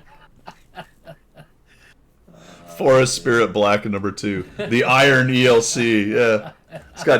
It's got Danny DeVito voiceover. I might actually buy that. I would pay you good dollars for that, man. I really would. The Danny DeVito crude Iron ELC. Call sign twin. Yeah. Call sign twin. Smaller twin, younger twin. Oh my gosh. Let us go to the information on patch 1.22. So the next big change, guys, is going to be patch 1.22. Anyway, I started blasting. Oh, dude, that would be perfect, wouldn't it? Yeah. That's the quote that would start the battle. Yeah. Yeah. Oh, that's perfect. It would be awesome. There would be so many Always Sunny in Philadelphia frickin' quotes you could put. Wargaming, if you're listening, call Danny DeVito. Make it happen. Yeah. It has to be a small tank. It has to be a small tank. Yeah. I mean, I recommend the ELC, but any tiny tank would work. Yeah. Manticore. No, not the Manticore. No, that's Chuck's machine. I mean, he's American, unless he's Canadian. Maybe he's Canadian. I think he's American. I'm trying to think of a small American tank that would work for them. I mean, the ELC just works, but it is French. It does, doesn't it? It's the French. Iron T92, yeah, could be. Yeah, T92. Chaffee. Oh, the Chaffee, not bad. Iron Chaffee. All right. Update 1.22. Let's get the original. Where's the original article here? Because we're actually on Common Test 2 right now. I'm trying to find the original article. Here it is. All right, fellers. Here's what we got. There's actually some significant changes going on in this thing. The British wheeled tanks. By the way, I gave you some bad dope. It doesn't start on the tank I thought it started on. It starts off of the...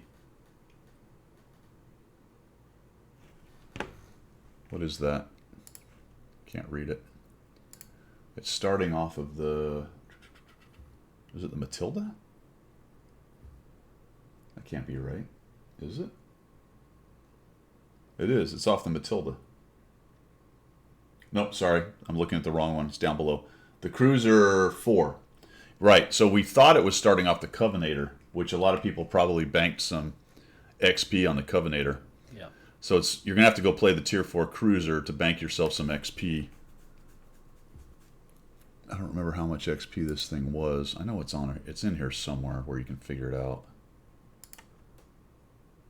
Don't remember. Well, all you need to, even if you just figure out a ballpark figure based on the other tier. Yeah, does anybody know what it is? Because I don't have any Tier 4s to go look at. So yeah, it's off the Cruiser 4. So we have a Tier 10, 430 Alpha, 260 Pen. Does 65, so it cruises along nicely. Pretty fast aiming time, but a long reload time at 11.7. That's a long time for a medium. It is a 430 Alpha gun, though. That's heavy level Alpha. Yeah. Are there any mediums with that much Alpha? I don't think there is, unless you know the. No, not even the Russians. No, none of those. The 140s. Is the 430 that the 121? Right, that one's got a big that big has Alpha. high alpha. 121, yeah. 440. So the 121 has a 440. What else has a high Alpha? Does the 430U have a high 210. Alpha? 430U may have it, yeah. Yes, 440. So it's actually 10 less than those two. I think those are the two kings at tier. Yeah. Because even the I think the 50M is 390. Is that right? It is 390. So I think that's it. So it's up there. It's competing for And a very top accurate Alpha. gun as well. It's very accurate as well. 0.31. That's not great. I mean, you got the 50M at 2.6. Now this doesn't have any equipment on it. No. So it's, yeah. I mean, it's not fantastic. Yeah. It's not fantastic, but it's accurate enough with that alpha. See, the 50M starts at 0.3. Well, I guess that's all right then. 0.31. All right. Okay. So I'll buy that. Accurate. Not a lot of armor. Turret's 150. Lots of weird angles on it, of course. And -8 gun depression. 400. Only 400 meters. All right. And then you've got the Tier 9 Scheme 7. They're scheming. Tricky Brits. Tricky Brits. 390 Alpha. Always scheming about something. 248 and 315. This one does 65 as well. 0.32, so not a whole lot different. It actually reloads about the same amount of time. Some less Alpha. A little bit worse dispersion. Quite a bit less armor on the turret. See, a 150 at Tier 10. That's really not going to bounce anything even at Tier 8. But 85 at Tier 9, same thing. Your Tier 7s are going to have no problem pinning this thing, other than worrying about angles. Nice big tumor on the top. You would probably, in all intents and purposes, you would probably put a turbo on that tank, just to keep it moving out of trouble, to be honest. Yeah. And that's what the 1010 seems to be played like Wayne is talking right there, more like a play TD. like a Leo. Yeah. The Saladin. So we've seen the G-SOAR 1010. This is the tech tree version of it with a 250 Alpha, 221, 255. That's fairly anemic for gold pen, to be honest. 0.33, 1.9, 8-second reload. The aim times are pretty nice on these. This thing, talk about no armor. Goodness, 14 and 25. I mean, that's just going to be penned by HE constantly. Yeah. You definitely don't want to get hit by this. Is the 1010 even that low? I don't think it is. No, I don't think it. But right, as a historical point, the Saladin was actually an operational vehicle, but it was not classed as a tank. It's a reconnaissance vehicle. So Yeah. although they're classing it as a tank here, Right. it was never a medium anything. It was a reconnaissance vehicle. If anything, it was a light vehicle. Well, that's I think the interesting, whole isn't it? Yeah, because they've made this line technically mediums, so they're going to match against other mediums in the game, which I don't know how good an idea that is. Yeah. I mean, you're talking about, and we have that problem in a lot of the tiering. But if you think about a Tier 8 medium, Yeah. some of them can be quite heavily armored with really good turrets, and then you got these You things got the raging heavy around. ones, Yeah. Yeah. So very interesting. This is the tier 7, and it's only, what's its speed? Where did it go? 60. So you got something at tier 7 doing 60. Yeah. Although it's, unfortunately, the difference between the tier 8 and the 7, you get down on the tier 7. Now this is doing 250 alpha, which is reasonable for a tier 8. Not great. But then you drop 100 alpha. Now the reload time's much faster, but now you're in the little 2-pounder pew-pew guns that the Brits are known for at tier 7 and below. And man, talk about having to chip away at people. 150 alpha is just painful, even though it's firing fairly quickly. And then I think there's a tier 6. Yep. So the Staghound, even less alpha at tier 6. I mean, look at the gun on it. It's anemic, isn't it? Yeah. Oh, there's a tier 5. Never mind. Whee! Just simply the armored car. Yeah. That's what it is, isn't it? It does 90. But it blazes around at 60, does it? Yeah. None of them are slower than 60. In fact, they're all about the same top speed. Well, the one thing it doesn't have is the turning circle of the wheelie, the French wheelies. Yes, because do these lower tier ones, do the wheels actually turn on these, or are these also differential wheels? I think they're just differential wheels. I don't think they turn. Because the tier 6 and 5 are 4-wheel vehicles. Yeah, they may well do. I don't know, but I'm assuming that the same standard is through the whole line. Yeah.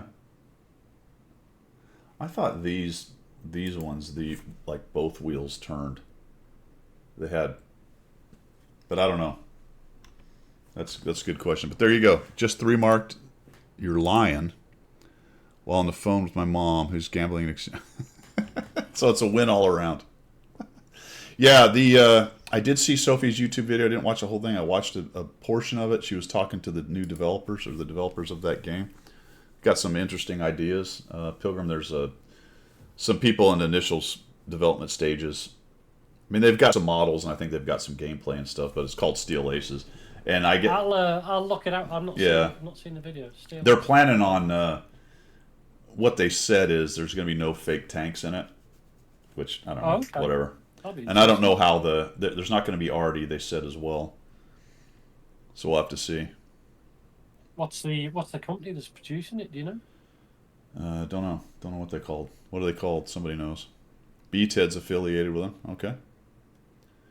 Yeah, so there you go. I'll look it up later. Yeah. And I don't know how the gameplay works, whether it's a hit point based game or if it's more like War Thunder or some kind of mixture of those. No idea. Okay. Onslaught, new season is coming up, guys. The season of the Azure Pegasus. Colors and animals. First in a year-long cycle of 3 seasons. Yeah. And, of course, it's off cycle for an actual calendar year. So but there will be 3 seasons, so if you're going to build up the points and stuff to get the tanks, then you're going to want to start in the first one. There's a new Tier 10 tank, the Hurricane. I have no idea what that is. A Polish medium. I'm not seeing that at all. It's Polish. A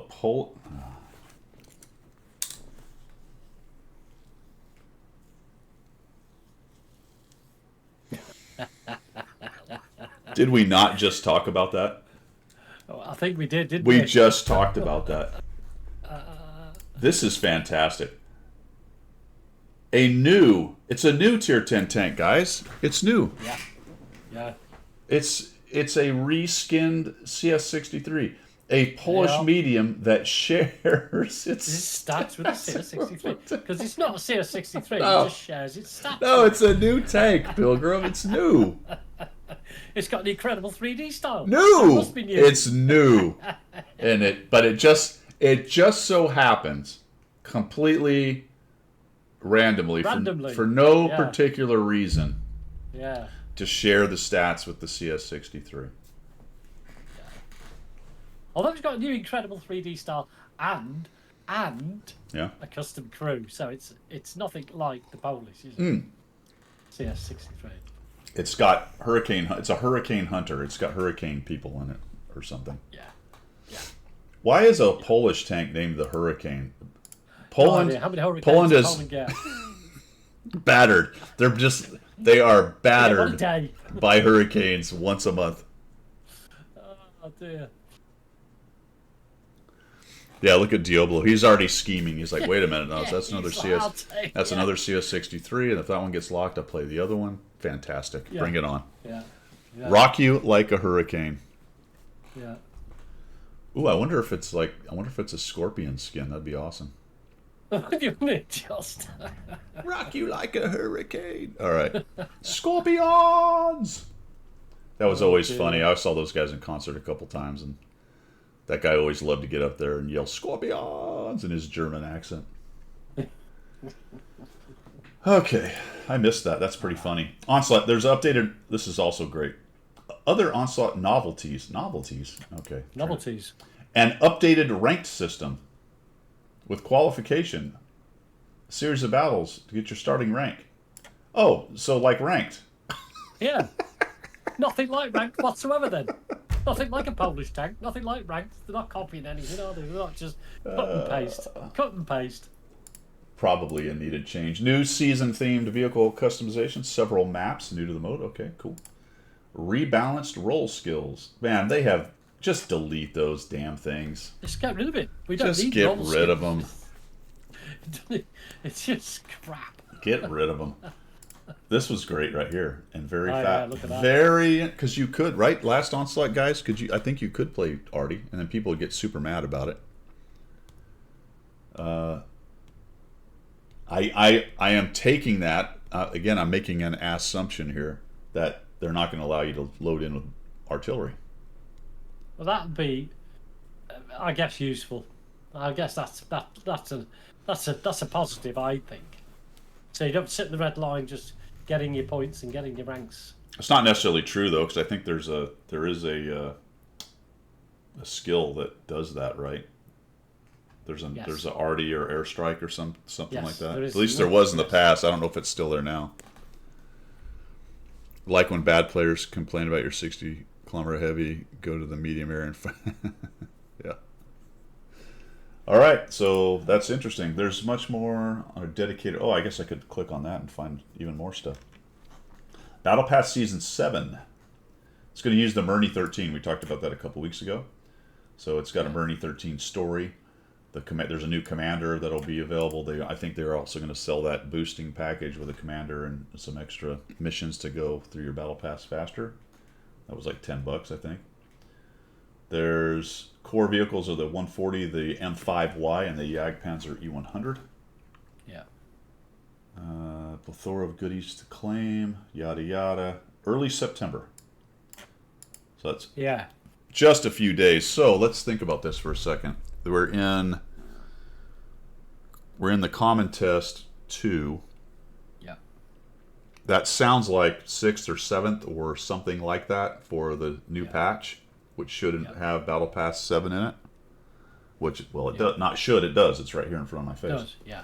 Yeah. So I'm thinking we've got a patch coming, guys, roughly 6th or 7th. Yeah. Now they tend to do it early in the week, so I don't know if maybe it might wait a week and be pushed to the 11th Yeah. or 12th. What's happening on the? There was something happening on the 3rd, wasn't it? Was it the 3rd? Well, that's Labor Day weekend, but that'll be over by then. They need to patch after that, not during it, surely. So, yeah, earliest guess is 6th or 7th. They do try to avoid doing it on the weekends, and 6 might be the day. That's a Wednesday. Wednesday. I was going to say Or it's a Tuesday. potentially pushed to Monday or Tuesday of the next week. Don't know, but somewhere in there we're getting a new patch. All right, now to the controversial part. Yeah, man, send me the Rhino 3 mark. You bet. Send that. They're doing some vehicle balancing, Guido. Mm-hmm. And look at the first vehicle that comes up. Is that a premium?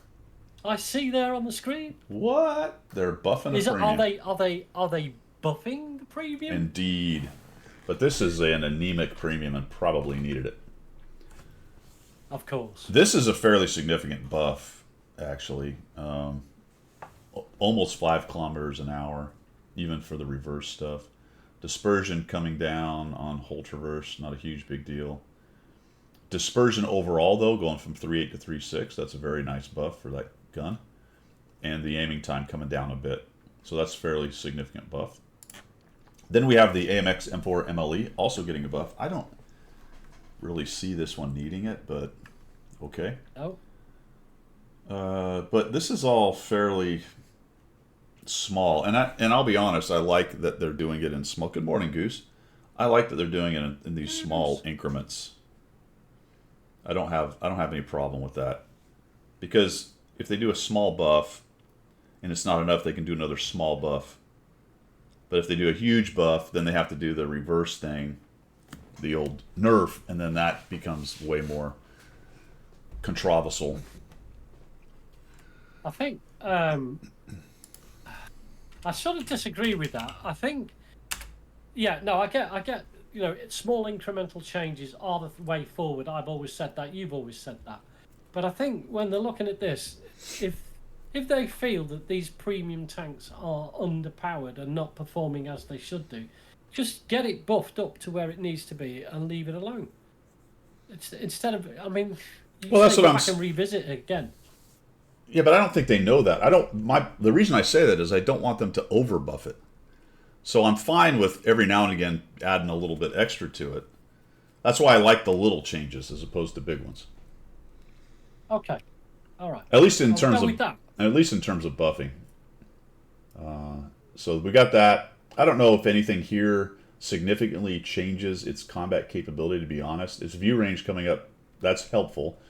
Aim time coming down is very helpful because it is a bit of a painful gun, but that's fairly significant, 0.4 seconds, almost half a second less. The rest of it is small things. The T-25 Pilot gets a pen buff mostly. A little, Right. like a whole 67 meters a second extra on shell velocity. That's hilarious. But when you talk about shell velocity, every little bit helps. Finishing this one up, now these are what's funny to me. The rack is getting a dispersion during movement and hull traverse. Yeah. I'm catching up with you because right, okay, now I've got you. All right, because the streams. Let me No see. problem. It's getting dispersion during movement and on hull traverse. Yeah. Getting a buff. Small. I mean, that's it. Yes, 0.04. That actually, what's the point? Who sat down and did that? Yeah. That's kind of what I'm looking at. I'm like, what? I'm not really sure. I mean, anyone would take it. I mean, if you're going to buff the dispersion while I move, okay, I'll take it. But I don't know. That's a really odd one. There's a couple like that, actually, because here's another one, the Sturv 81, which I just finished. Gets the Yeah, look at that. same type of buff and brings its dispersion to the same place at 0.4. For some reason, they were 1 point off to begin with. Or 2. Was it 2? 0.02 off to begin with. What? It's negligible. It's a negligible buff. I'll tell you what, if I'd have had that, I'd be over 50% in that tank. You think? That's why Wargaming have buffed it, so you can go back, revisit, and do another 100 battles in Right after I failed miserably, they come in there with that. Same basic tank, getting similar stuff. 4202 gets a view range buff, which is okay. Look at that. And a reload, fairly significant reload of half a second less. Yeah. To 7.5.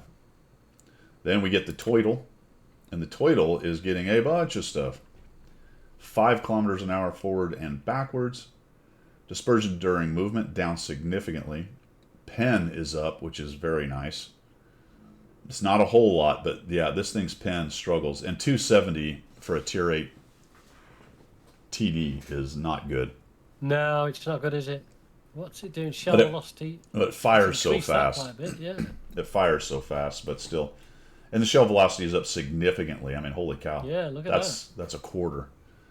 It's actually a third, considering it was 700 something to begin with. So that's a significant buff to the turtle. Now, here's the question. The turtle, for example. Let's take a look here. How bad is the turtle actually? This is going to segue into another discussion. But let's find, where is the turtle? Is he down at the bottom? Let's see. Here, turtle. Turtle. No, okay, no. Oh, this guy could use a buff, probably. He could use a buff, yeah. Turtle. Wait a minute. Wait a minute. Dear. I don't know. Okay, let's look at the tank curve. What does it tell us? It tells us nothing. It tells us it's almost matches the skill level of the player. Well, they are. It's actually slightly overperforming, not enough to matter at the mid skill levels, and when you get higher, now of course the most people who play it are 50% players. What exactly is it on all of those stats that would indicate the turtle needed a buff? Probably that tiny weeny gap between the two lines. Yeah. Probably. Yeah. That little gap there. Oh, boy. I don't know. Now, somebody said, look at the amount of battles played. I think that follows, I guess, perception, I think, more than the actual badness of the tank. There's nothing wrong with that tank. The people who play it do fine. Yeah. Popularity as a balance factor, I don't think is a great idea. Or taking popularity into account. Certainly not as the only thing. One does follow. If it's a bad tank, it becomes less popular and fewer people play it. I do understand that. But okay, let's see let's sort it by battles. Where does the turtle? Well, wait a minute. Here we go. Turtle. How bad is it? Well, KTTS, JT, it's not played much. There it is. So he's down at the bottom in played. But the JT88's worse across the board. Yeah. What's its tank? What's its curve look like? That'd be interesting because it was at one point. I mean, its very curve good shows tank. its Yeah. curve shows underperforming across the board as well. And in fact, as you get to the higher skill levels, even worse because it just doesn't have speed, and good players aren't able to.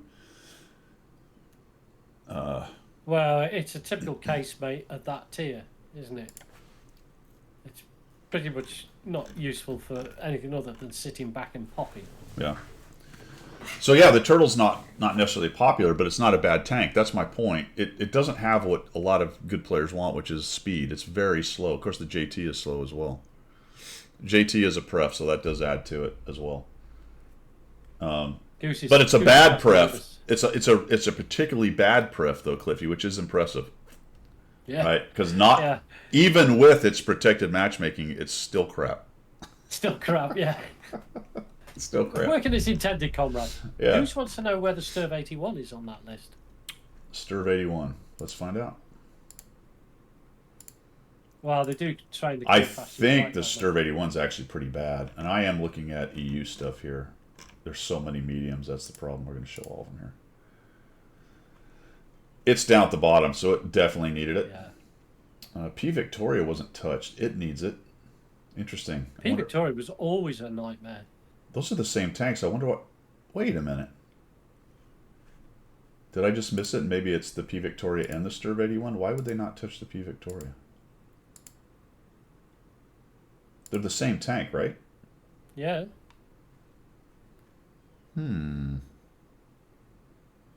Interesting. The Primo's better. Yeah, but they're the same tank, aren't they? Stats-wise, aren't they exactly the same thing? I think they are. There might be a very slight difference on camo. Sometimes there's a slight... I think they're the same tank. But anyway, the Sturv definitely need it. I mean, holy cow. P Victoria, the Patton, there's the KR. None of these guys are on this list. Now, I know they can't do everything. You know what else is not on the list? The Pershing, the CS53, the VTU. Although the VTU has been buffed a couple times lately and it hasn't helped it. No, it doesn't. I mean, I don't think people play it anyway, so the I mean- stats will be static. That thing may be hopeless based on the way it's designed, how big it is, and how light its armor is and everything. I don't know. Well, that's what's funny about that is it's during, we just looked at it during dispersion 0.04 extra. I mean, it's not going to help this thing. No wonder I sucked at this so bad. Considering how I did in it, I'm amazing in the Sturv 81. Yeah, absolutely. You've taken Yeah. it to big heights. Yeah, I'm winning 4% more than the average person, even though I'm Yeah. still under 50% in this silly thing. And I know obviously they can't buff everything at all the time, but I just find the turtle to be kind of interesting. And from a discussion standpoint, I find it to be interesting because this encapsulates the argument about what's a good tank, what's a bad tank, what needs to be nerfed, what needs to be buffed, because it's all tied into the stuff, and we'll get to it in a minute, with the Chieftain and the 279 early, and a conversation I've had recently with the other CCs about the G-Sword 1010, which pretty universally across the board, people have said the G-Sword 1010 is a terrible tank. Or Yeah, let me that's rephrase that. It's bad. It's not a good tank, and it's probably not even average. It's a bad tank. And I looked at the stats and well, it doesn't appear to be performing badly. And then they have valid points to make that it's a new tank. So generally, slightly better experienced players play it early on. Other people don't know how to play against it necessarily, which actually that should go both ways. You never hear that point. People, to explain away stats like that, they'll say something like, well, people know how to play against it, so they do better than they should. Well, if that's true, then people don't know how to play it. Yeah. So those two, I don't know if they necessarily cancel each other out, but you still Well, I have was to. going to say, surely that then cancels each other You out. still, well, yeah, maybe not necessarily all the way one way or the other, but it has to be mentioned, and it's never mentioned because when you're trying to justify your position on something, then you're only going to use the ideas and stats that help you. But then on top of that, I always say that it hasn't had enough time in the game for stats to be applicable anyway. So, it's great if top players are saying, or CCs are saying, oh, it's crap and all the rest of it. They're not giving it a chance. They're not finding out its playstyle. They're not finding its niche in the game because it takes months and months and months of playing those tanks to be able to get those tanks to where they're supposed to be.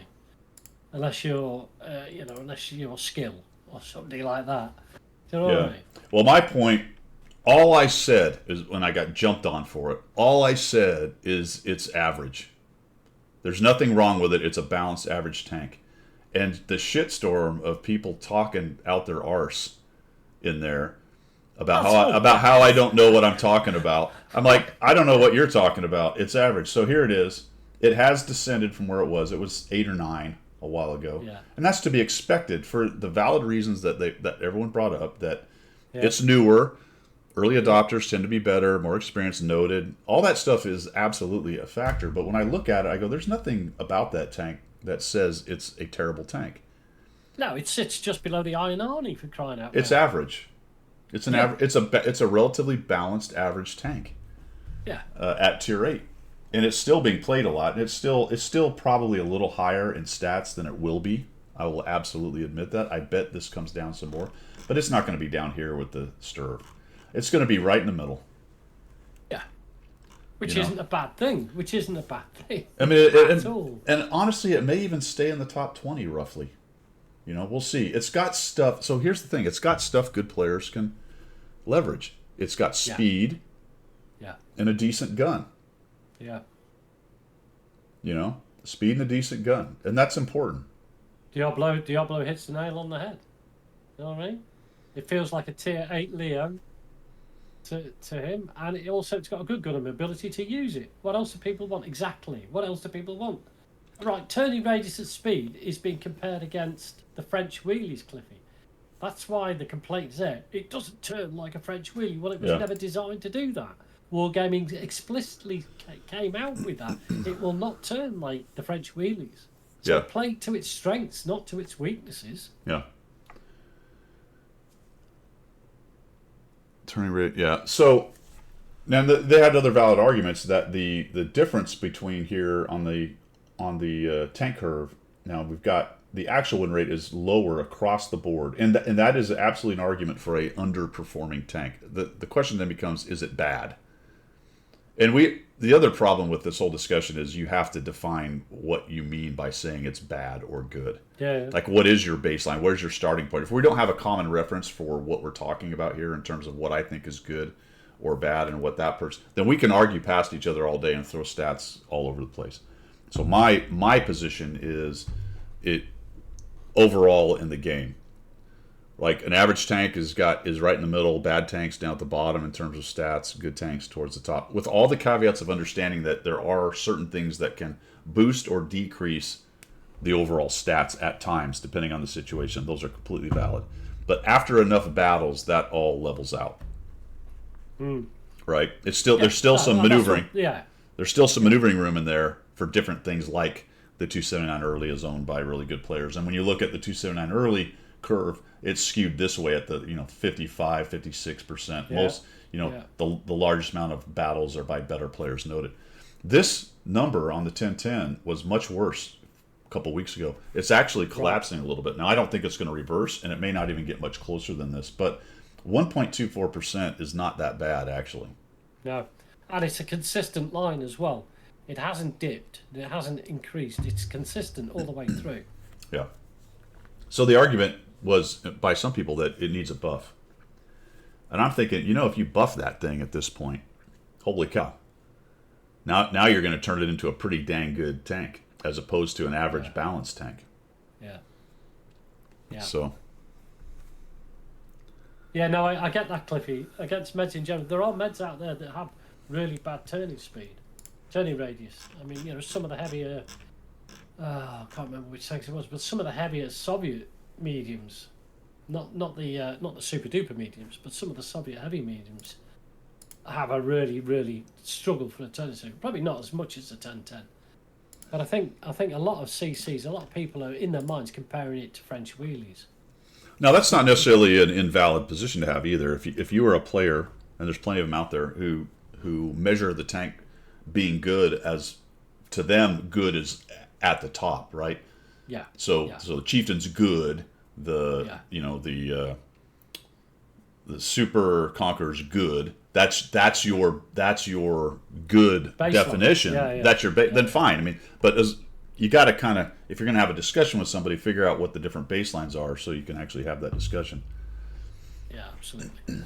Which brings us back to the turtle. That's a strange buff to me because it's actually okay.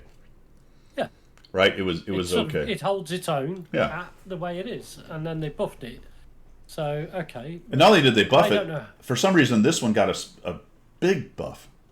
Yeah. And this one got that buff. And here's the great point, because it's coming from me and I'm so smart. I defer to your smartness, sir. Arguably, if you look at the global stats, this thing's global position is infinitely worse than this thing's within its class. Yeah. Infinitely worse. And it got this, and this got this. Yeah. I mean, make it make sense.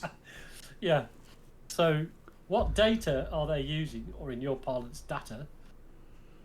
What is Wargaming using to apply the buffs or the nerfs to the tanks? I don't know. I don't know. They must have a whole bunch of. Well, they're looking at this. They're looking at the same stuff we look at. They have some other stuff that's not in the APA. Clearly, I mean, they do that too, and they look at money and sales and stuff like that. I mean, I don't know. Maybe honestly, maybe the bottom line is they think they can sell more turtles than they can sell Sturv 81s. Maybe so. I don't know. Maybe they understand reputation. So even if they buffed the Sturv 81 stratospherically, the reputation would stop people getting it. Maybe. Yeah. I don't know. Maybe there's a financial side to it. Yeah. I don't know. Well, Who's to know? The Sturv 81 is a copy pasta of several other tanks of the same thing. So Yeah. anyone interested in that kind of tank is already split between the Rack, the Sturv 81, the Primo Victoria, and I think there's even one other. Yeah. I'm not sure. So yeah, could be weighted heavily by something like that. Yeah. All right, other stuff. Tier 5, 2.8, Churchill 1. Someone's talking about the T-42. I didn't hate that tank. I thought it was fine. Yeah, Goose says it needs a buff. More engine power and a bit more force. It is sluggish. I will It is absolutely sluggish, admit that. It's super sluggish. And I don't think it really does very well. It's probably down here too. It's not P Victoria bad. Actually, Excuse me. it's here. I mean, it's not good. Nobody's going to argue it's amazing, but it's fairly average, maybe slightly below average overall. I didn't hate it. I did okay in it. I described it when I did my review of it as a good all-rounder, but it just doesn't have. There's nothing in it that you can just absolutely work and exploit that makes it great. I mean, it's got okay depression. The turret's okay. The speed is maybe a little slow, but okay. It's got some fairly angled armor, which is not great, but okay. I mean, it's like the okayest tank at tier 8 you can find. It's so average that it's just average. It's just average. Yeah. What player base really don't know what they want when it comes. Oh, 100%. 100%. Yeah. Some people, people want to complain about balance, and they want to complain when something gets nerfed that they like. As we all do. Churchill's getting a buff. Huh, okay. Churchill 1 at tier 5. What's it getting? I think that's a decent thing to do because it really struggles. Even at tier 5, it struggles. It's a small, but it's gun handling. It's getting some gun handling stuff. Yeah. We got the Churchill Would have 7. been nice to give it a bit more speed, to be honest. Yeah, I don't think they touched the speed, did they? No. No. The Churchill 7 got a speed buff. All of a sudden, historical accuracy is right out the window. Yeah. Why have historical accuracy when you can have balance? Yeah, 5 kilometers an hour. Okay, that is painful at 20. Holy cow. That's significant. And then the gun handling buff as well, like its predecessor had. We got the Black Prince. It's getting a buff, also with the speed. Very helpful. And a gun handling buff. Ooh, the reload time dropped 0.5 seconds. This thing already fired quickly. Yeah, I know. That's going to be a bit of a naughty beast, that Black yeah, Prince. Yeah, look at that. A little bit better dispersion. All right, and then we've got the old AMX AC MLE 46, and he's getting an armor buff, more historical accuracy. Sorry, we didn't know this fake tank had more armor. We put more on it for it. Okay. Dispersion. Now I'm making a joke there. I literally give no craps about the historical accuracy over game balance. I'd rather have the game balance and then the historical accuracy. That's kind of where I'm coming at. Yeah. I'm making fun of them because often when they say they can't do something, they have said something about, well, historical accuracy stops us from doing that, at which point I go, please. Please stop. Yeah. Please stop. Shh. Are they ever going to stop? Are they ever going to stop changing the AMX 65T? No, they have to tinker with that particular text. Is AMX 65T now the poster child for buff debuff? Yes, I think it's written into the devs' contracts now. They have to at least attempt to do something. I hope the AMX 65T gets changed with every new patch. Yeah, Cliffy's right. It's got whiplash. I don't even remember all the. I would love to go in and look at them because I don't know how many times which way everything's gone or if they've done the same stats. I can't even keep track of it. It's amazing.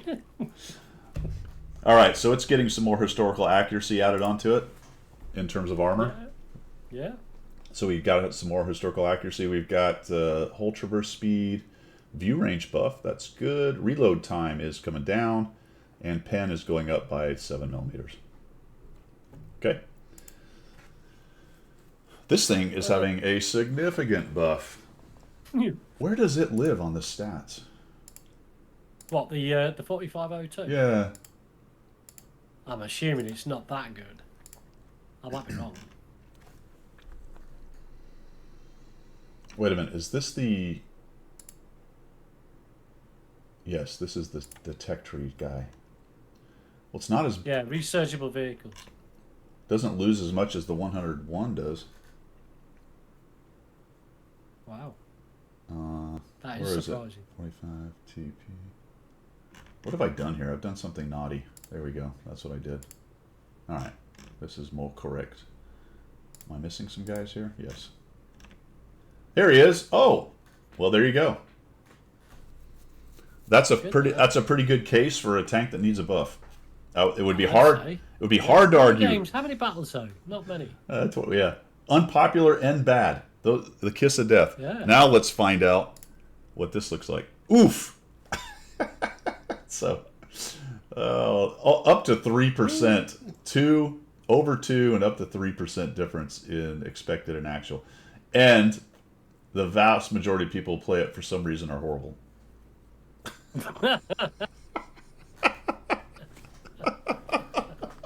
Yeah. Yeah. What is that psychology? Oh dear.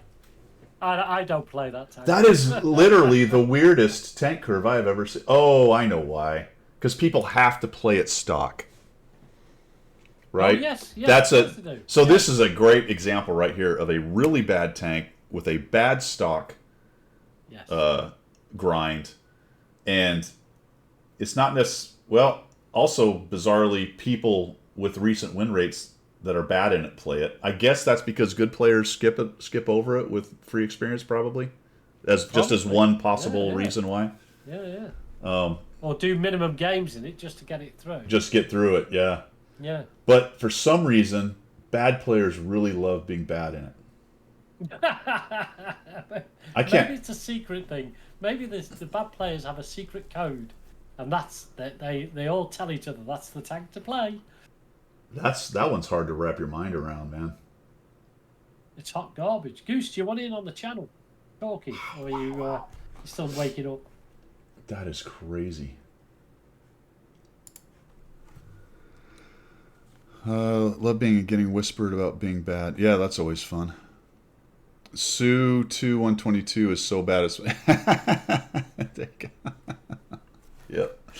Maybe that's it. Maybe that's it. Maybe we need to pick tanks that are actually atrocious and just have fun.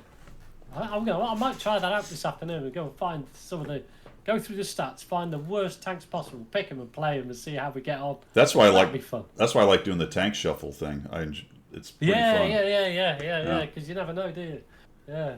All right, so we got all kinds of stuff here, guys. We got a reload time buff, significant 1.2 seconds. We've got a significant dispersion buff, aiming times down. We got more hit points with the turret. We've got extra armor at the junction. The turret's got 75 more millimeters of armor. The cheeks have some more. I mean, it's just across the board. Huge buff. And obviously they've gone through it all and decided. Yeah. They must actually look at games as well, I wonder. I don't know. T69, also, I think a similar situation. Used to be a really good Tier 8 premium. Got a significant nerf to its heat round. And I think some gun handling stuff quite a while ago, and finally getting buffed again. Got some dispersion stuff. We've got aiming time stuff. We got a significant buff to the gold round up to 280. That's an autoloader, isn't it? Yeah, that might be starting to approach where it used to be. That was kind of its thing. Yeah. So that's getting a buff. The Pershing's getting a buff. A little bit of pen, some reload time stuff. Dispersion, significant dispersion buff from 0.37 to 0.34. Yeah, that'll stop me firing into the ground with it then. Yeah. The Bulldog is not getting the autoloader back, unfortunately, but it's getting some Goose, pen. jump in. Goose just wants Yeah, to man. if you can. Yeah. Hey, you know what? We're going to go in overtime today. If Pilgrim, you got a little extra time? Yeah, no, I've got cool on. All right, we're going to go on break. I'll get Pilgrim. I'll get Goose in here. I actually need to hit the head, and then we'll come back for the rest of this discussion with Goose. So hang on, guys. We're going to overtime. We'll be right back. Let me get this sorted out.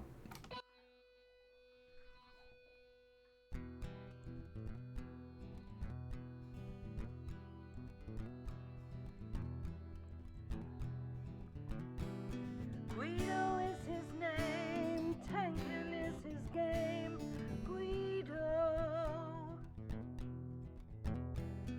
Guido is his name, tanking is his game. Guido. Now in the shadows came a mysterious chap who spoke in a tongue with strange dialect. He offered his help to the mighty Guido to bring some laughter to his love of speedos. To the coffee talk they both came to bring the message of winning ways to all and sundry and the masses. Yes, that's right, lads and lasses. that damage counts and flexing back will keep you on the right track. Greedo is his name, tanking is his game. Greedo. Greedo is his name, tanking is his game. Greedo. So in what, if you want to progress, then seek out Greedo nonetheless. With his sidekick Pilgrim, he has a message that to win you must be aggressive. The position and place that you must seek, for the winners only, not the weak. The guru speaks, so listen well. His voice rings out like the Liberty Bell, to bring you all to Unicom land, or to die hard trying in the sand. Greedo is his name, tanking is his game. Greedo. Greedo is his name, tanking is his game. Greedo. To the swamplands came the mountain man, to teach his wisdom and pay his due. A man with a name only known to a few. To his followers his words are true. Greedo is the man, big and gruff. He used to fly jets, but now he does the tanking stuff. Greedo is his name, tanking is his game. Greedo. Greedo is his name, tanking is his game. Greedo. The mountains are home where he watches the moose, and hummingbirds aplenty.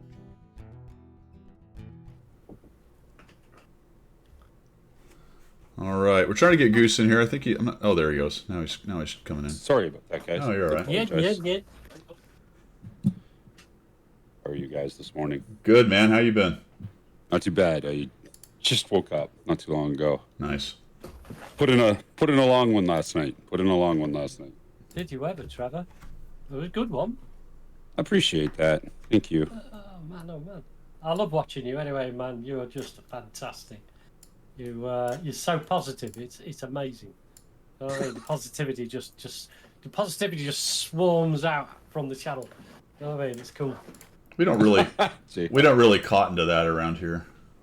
No, we don't do positivity here. we do anything negative. We do this a lot. We flash the old blue lights and we go, no, you're rubbish.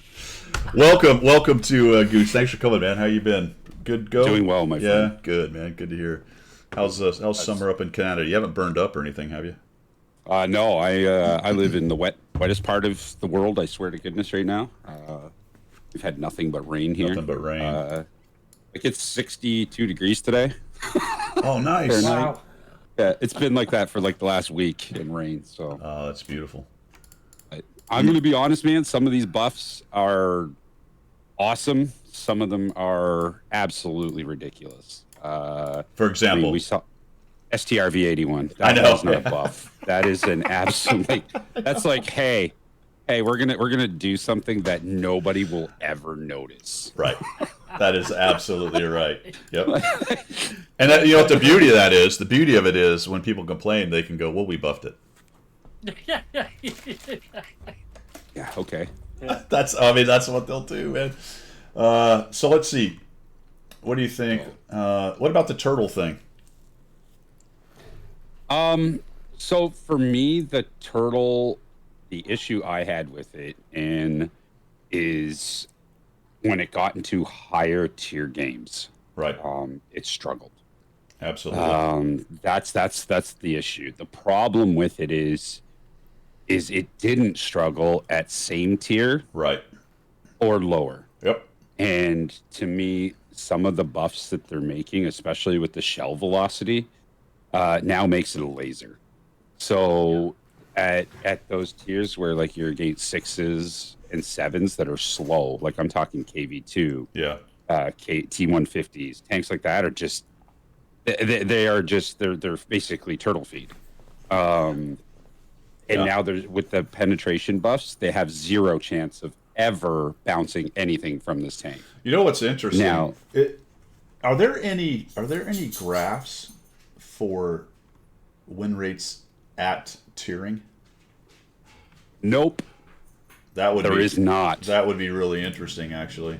I agree with you. That is something that I've said for a long time. Yeah. That there needs to be some sort of seeing. Now, when we say +1, -1 matchmaking, it's great.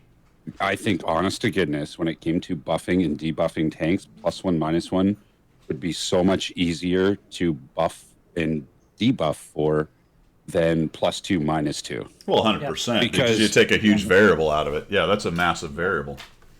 Right, exactly. So you buff a tank so that it performs at tier 8, 9, and 10, but you're absolutely smashing the 8, 7, 6 dynamic. Now all of a sudden these 8s are just so busted against tier 6s that there's nothing they can do. Like, Yeah. I mean, frontally, this thing's a monster against lower tiers. The problem with that, and I'm going to say problem with that argument. Let me say the corollary, or in addition to that argument, it could be if you're going to go with, all right, I reduce the tiering system so I can be more accurate in my buffs and debuffs, so it's a fairer thing. You can make the same argument for making everything same tier. Oh, of course. So- The problem with same tier, and the reason you can't do that, and I'm going to be very real with you, is how long it would take to get into matches same tier.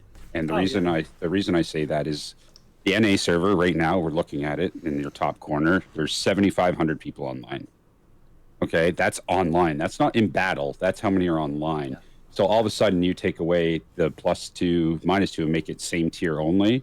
You could be waiting at, like, say, tier 4 for hours. So my argument against it is, and again, the server population does matter, and that's an issue that's a real world issue that then you might have to start changing your matchmaker around. But the basic design of the game, where occasionally you got to be the top dog and you could run a powerful tank smashing things, that's not fun when you're the lower tier guy, but that's one of the basic core gameplay things about this particular game, is that, yeah, sometimes I am a tier 8 and I get to stomp on tier 6s. That's one of the things that people love about the game, to be quite honest. Even though we can sit here and have a discussion about how that's not great from a balance standpoint, from a game design and people liking to play the game, that's a huge part of the appeal of it. Oh, yeah, I remember when I was marking the Skoda T56 and I got into a tier 6 game, I literally felt like, that meme that goes around with Nicolas Cage and where you look over and Nicolas Cage has got that really dumb look, look on his face. He looks over the next guy and he's looking at him smiling with his face in the air, like Pedro Pascal. What I mean? Yeah. And I was marking my Skoda T56. It was very much like that. Yeah, yeah. It's just like, I got a top tier game. I am just going to troll a lol all over everybody, like, because it But to didn't be matter. fair, to be fair to Wargaming, I've not experienced the quantity that I used to experience of being top tier. Nope, you It don't. seems very I have far noticed that too. between. Yeah. I have also noticed that recently. So I almost want, and I've noticed when I play tier 6, it's actually pretty rare that I get tier 8s. A lot of times I find it's 7s. Yeah. Like it's 7s and 6s. I know Very how rare. I know how you can get a bunch of top tier games in a row. You say go to the SA server, so help me goodness. No. It's even cleverer. Hey, play you're- tier 10? Nope. You're Guido. You play your Iron Arnie, which is supposedly a good tank. Yeah. You lose 5 times in a row.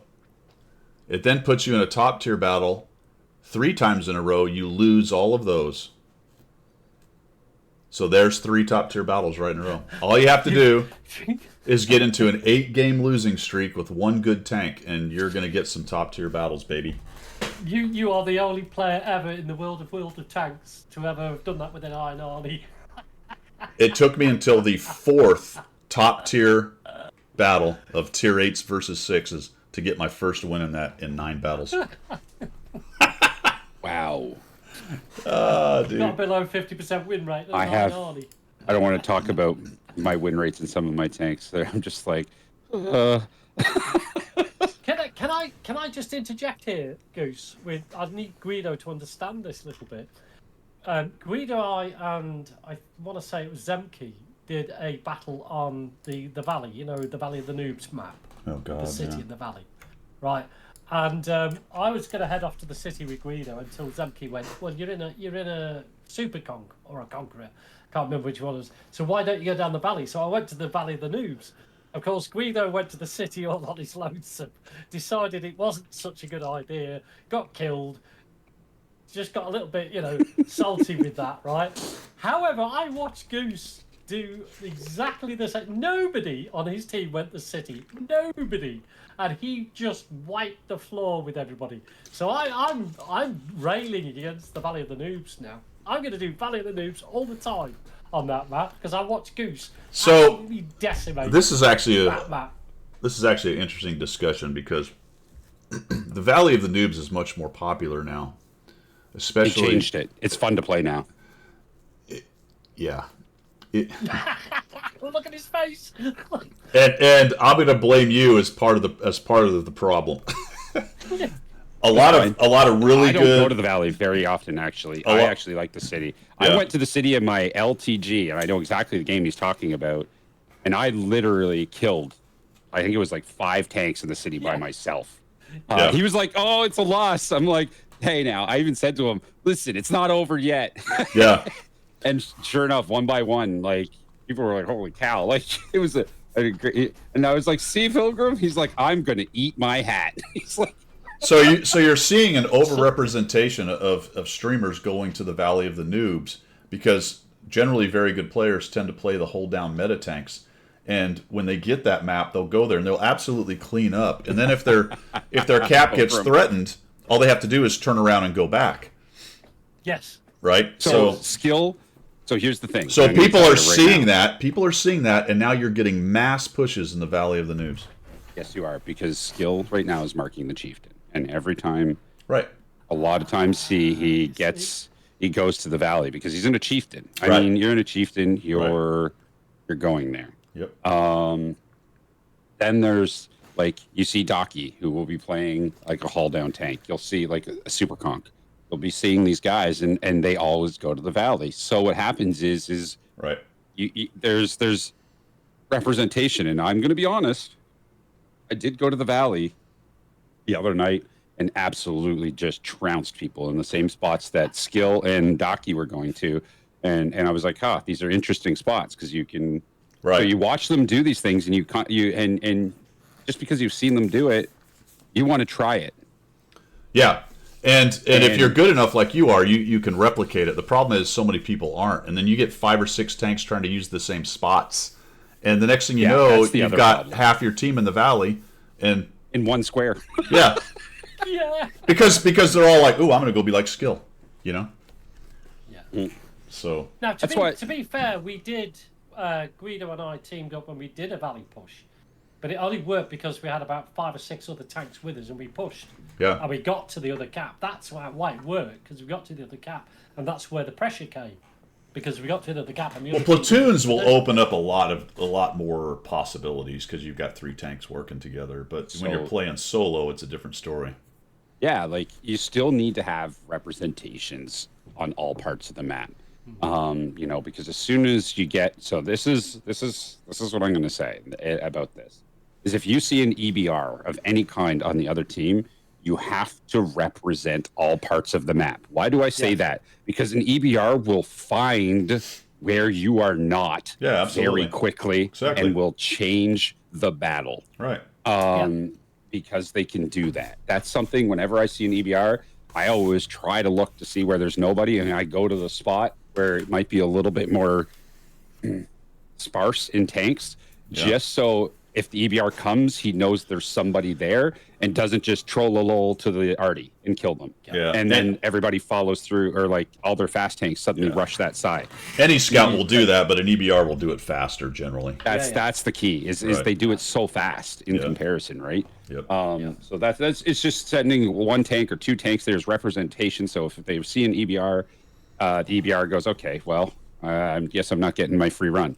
Well, they'll also exploit that hole faster, like you said, going for the arty, and they've also got a reasonable expectation of not being tracked. Well, they have a complete expectation of not being tracked, but people will miss, people will bounce, so people are more willing to make those runs, whereas in a tracked light tank, people won't make those runs. And like you said, and then they start lighting everything up, and then the other team's got a great idea where the hell everything is, and they can react appropriately or not, depending how bad they are. Yeah, and that's kind of it. So, Yeah. that's kind of how I feel like when I see those kind of things. I try to play a little bit according to what you look at on the other team. Yeah, you've got to take into account make what's those going decisions. Right. So let's look at the rest of these things. We got the Walker Bulldog is getting a buff. Needs it 100%. Yeah, we got the AT-15. What's he getting? Some speed. It needs something. Yeah. Oh, you murdered that AT-15 in that game. Oh, I Put a felt so sight to bad. you. Put a sight to you, and you were like took up nearly 2/3 of his health away. What's fun though is the AT-15A, especially if you get a platoon of those things. Those are Yeah. those Oh yeah, are they funny. can be. Not against nines necessarily, but you get a top tier in a 15A. That's pretty good. Beating up on fives. We've got the 110 probably needed it as well. It did. Yeah, it's a pref tank that is not great. No, the 110's the tech tree one. Oh, yeah. Yeah. Wow, I that's didn't know. that's a significant reload buff of a second and a half. Yep. Even the dispersion buff, man. That -1, that minus Yeah. 0.01 now changes so much on those tanks. Aiming time's better. Aiming time's huge too. Yeah, a little more armor on the lower plate because that's a huge spike Ooh. nose on the bottom. So It's actually really nice. Yeah, I'll actually give that a try after that buff. 200 on the lower plate is not bad, man. That's going to make it harder to pin for sure. I just want to let you know that is on the 100 mm gun. Oh, really? Oh yeah, it is. Yeah. Oh, so hold on. Does it have a 122 also? I think it does. Let's go look at the Chinese tanks here Take a real look. quick. Jimmy, you can have a bite of my hat anytime, mate. But I've had half of it now. Chinese. That's Russian. You need to check Chinese. All right. There you go. Can I say something real quick? Studzianki, I can't wait for the map change. I Yeah. love it. Yeah. Yeah. The 100 is the top gun. It does have a 122, but it's the derpy thing. So really, if you want the best results, you're going to go with the 100T. So that's the one that got buffed. Nice. So it's going to have better DPM too, based on the faster reload. What's Oh, the dude. what's the Way better. Yankee change? Oh, bud, they changed. So over the city is completely changed. They elongated it. They've added more buildings into it, more places to hide. The river, the dip side, like where the dip is, or people. They took the dip and made it like Fisherman's Bay almost. No way. Yeah. Oh yeah, it's really cool. I love it. I'm so excited. Me and Steel Guts for 2 hours one night last Friday went into the common test together, and we played the maps together for about 2 hours, all just in a training room, and went over all of them. There is some monster changes to Studzianki. I like some of the changes. What was the other big one? Oh, Mountain Pass. I love it. Yeah, you Mountain can no Pass. longer Some of the you changes can in no Rust. longer get sniped Right. in the cross. So it's so much fun now because as a heavy, you can actually go to where number 12 is and play number 12. Yeah. And it's so much fun. You can actually be a heavy and play the heavy and not have to worry about losing all of your hit points on that Yeah, because that was cross. the thing, wasn't it? By the time you got to the position where you wanted to be, you were 2/3 dead. You know. Yeah, that's one of the problem crossing here. This is what he's talking about, guys, right here. 7 and 6. It's 7 and 6, or you can't even snipe across anymore. Those There's have hills in been the way. Yeah. There's 2 bushes now. So there's a bush at 6. There's 2 bushes now. There's the normal one. So you see, Yeah, I like see it, where yeah. the normal bush was. Yeah. Well, there's like a hill that you can go up onto now, and there's a set of bushes there, and then there's another bush on the lower part of 6 that you can hide as a scout. Yeah. And on 7, it's the same kind of deal. So they didn't take away the informativeness, Yeah. but they took away the ability to Ability, destroy the tanks as they Yeah. crossed. Right. Because Yeah. there was always a disparity. If you spawned on the 6 side, Yeah, you the would south get was worse just- by miles. you would get trashed Yep. trying to cross there in any size heavy tank.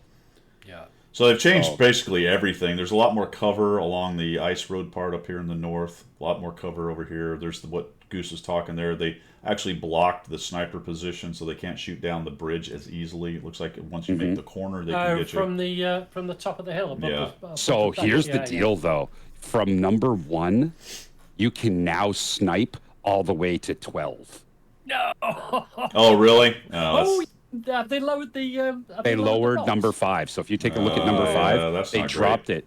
No, it is great. That was the disparity. That was the problem, is that you could never defend 1 from that push down there because they would So always push wait it. a minute. You can shoot So- to 12, or you can shoot to this 6 area here. Like if they try Right. to turn this corner, So you can right, get hit. if you hover 12, Yeah. you see that lower that little hill is the hill in 12. Yeah. It's been Right lowered, below hasn't there. it? No, you can snipe to there, basically, from the top Oh, of 1. got you. Yeah, yeah. So you're talking the corner where the brawl is. You can hit right here. Right here. Right here. Yeah, no, not down further, not to there. Here. Yeah, Okay. Okay. I was gonna say if you can influence this corner brawl from here, that sucks. no, it's right there, the 12. So like, once the they come downside around there. this hill, so that's Yeah. been lowered. This hill still blocks this, but once they come around, okay, Yeah. so that's the kind of similar to this. You Thing got right it. Here. Yeah. You got it. Yeah. Yep.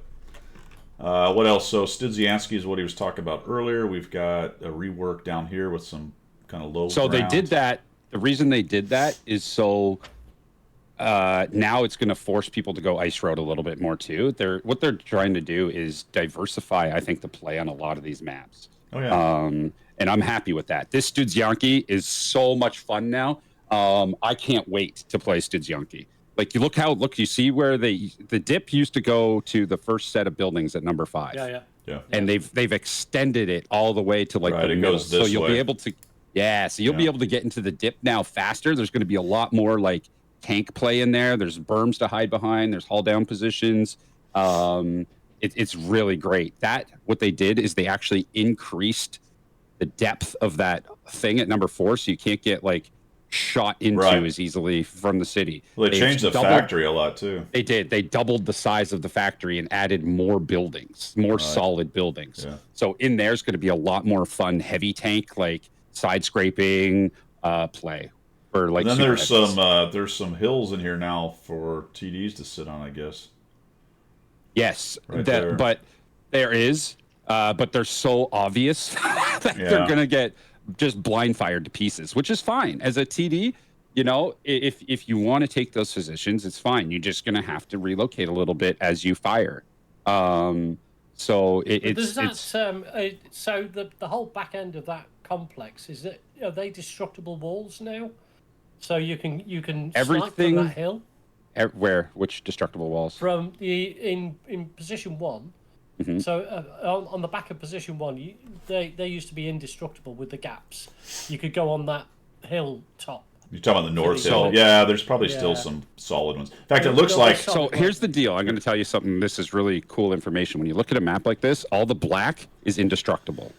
right. Oh, okay, cool. So that all All that's the black is blocking right there. indestructible. All the like light colored buildings are destructible. Right, okay. So there's still protection when you're in Oh yeah, this, 100%. complex. Yes. Yeah. Yeah, it's a lot of fun. That's why I said like they've literally made it so that there is a place for every tank type to play on this map. Cool. And it's fun. Me and Steel Guts went over this map for a while because there was so many changes on it. It was a lot of fun. This map is very interesting now. So Fisherman's Bay, what they've done at number 1 is they've created a whole beautiful bush line going into the city so you can't get spotted. Over here. Well, that's Number useful. number one. So when you go number 1, there is now bushes that in like double bushes basically the entire way for the heavies into the city. So if you get a bunch of fast mediums that go to number 3 Yeah. and snipe into you, they can't Yeah. see you anymore. Yeah. So you're going to have more aggressive light tank play if you want those shots. Yeah, the corollary is now you've got a defensible position here, shooting up into 3 as well. Looks like they changed this troublesome Oh yeah. position for So attacking everything. the number 3 didn't really change. So me and Steel Guts tested this. The broken bushes at number 3 are still broken. Are they? Right. Okay. Yeah. We tried it, and he spotted me before I even pulled in, and he was playing his light tank, and we were testing some things. So that spot, they changed it a bit, made some thicker bushes. I don't take my light tanks there anymore. Not until They were almost mid to late game. Yeah, it was almost an inconsequential change that they made there. Yeah. However, this changing of the houses a little bit did make a difference. Where's that down here at 2? Mm-hmm. Okay. Because you can't get the line of sight from there to 2 is different now with the house. Yes, they actually added a house, so you can't get shot in the side as easy now Right. when you're pushing through, which is nice. Yeah, absolutely. Because you sort of stuttered. You get to that point and you just knew that on the left you would get absolutely smashed if you try to progress any further. But now you've got the ability They to added that house, progress yeah. in. Yeah. Right. Yeah, Right. the tanks, if they want to shoot you, are going to have to go into aggressive spots where they'll have a chance to get shot. So it's pretty cool. Number 7, really nice too. They changed the escape back there a little bit, Yeah. so you can actually shoot over a bit more. They did not change any of the sniper nest part at the other corner, which is fine. But they made it like not there, the other bottom sniper nest. Down here, yeah. Yeah, they didn't change any of that at all. Not even like we went through it, and they didn't mark any changes. And sometimes they do like sneaky changes, what I like to call them. Yeah, I've never seen this tree get knocked down be that big of a deal on this corner, but I guess they thought it was. I have. I've abused it before. So it's Shooting. there's a Where tree were there you that shooting? could- To here? To you- this line? Yeah, you could shoot through there without ever getting spotted. That's- Without like you could, because you were double bushed, and you could literally just blind fire till your heart was content. yeah. I do like they haven't messed with that little crossroads just down from the 5, where you can get in with the lights. Yeah, You can sit in there. I quite like that. Oh, being that, there, yeah. yeah, Yeah, lot but of it's fun. only usable initially by the north spawn. yeah, it is. Imagine if you could get in from south spawn into there though. Yeah, That would there's be actually a awesome. bush up here you can get into, which is pretty powerful. It's right about here, All right. Okay. and it's along the road, and it's not easy to get to because you can also be spotted if somebody comes straight up and gets in Yeah. the middle. But if you come from the south spawn and get in the bush right here, you will actually, with a CVS and a good amount of Oh, yeah. burn Boom, right through, through. you'll catch any Yeah. scout trying to get into this spot, and then It's they can't the- get out. They can't figure out It's the why you're bush getting one wet. lower. It's the this bush one, one yeah, lower. this one right here. Yeah. Yeah, it's the bush. Yeah, that one right Yeah, there. it's one of That these one. in here, and it's Yep. brutal. Absolutely, It's- just it's awesome. owns So this area. I 2-marked my LTG last night, the tier 7 light tank. Right. I have a build on it now where it's got 50% camo. Nice. Dear. Yeah. It was ridiculous. It's almost as sneaky as my even 90. Crikey. Yeah, field mods and stuff. So we got Oyster Bay as the last one. These two. And that bush is amazing for those. Okay.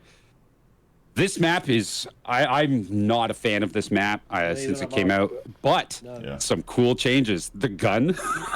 So number 6 is hilarious. They completely changed the gun elevation on the gun. So if you remember at number 6 before, when you were trying to snipe as a TD, that gun barrel would get in the way. Yeah. They actually moved it so that it doesn't get in the way anymore of shooting to their TD spot. It's pretty funny because the gun barrel would actually block shots because of where they put it. So they changed it. Now, however, what they've done on the other side is they made that sniper nest on the other side smaller and made it for the good shots open area, so there's no bushes. Right. So if you want the premium shots, you're going to get shot at. All right. Yeah. However, number 1 is amazing.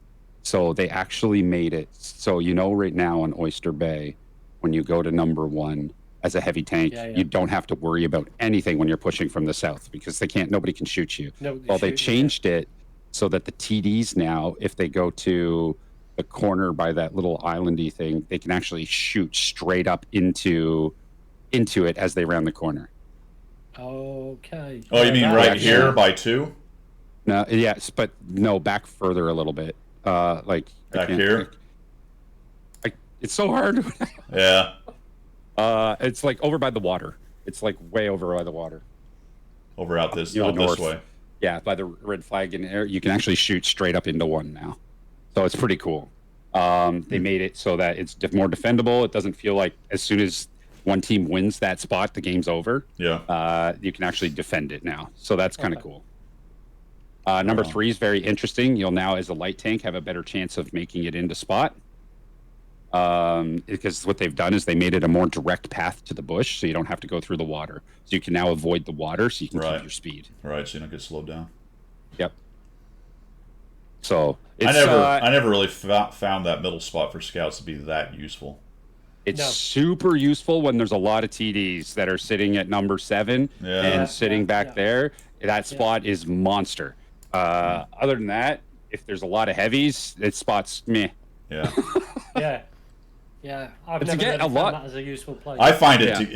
it gets ends up getting countered a lot by the other guy trying to do the same thing.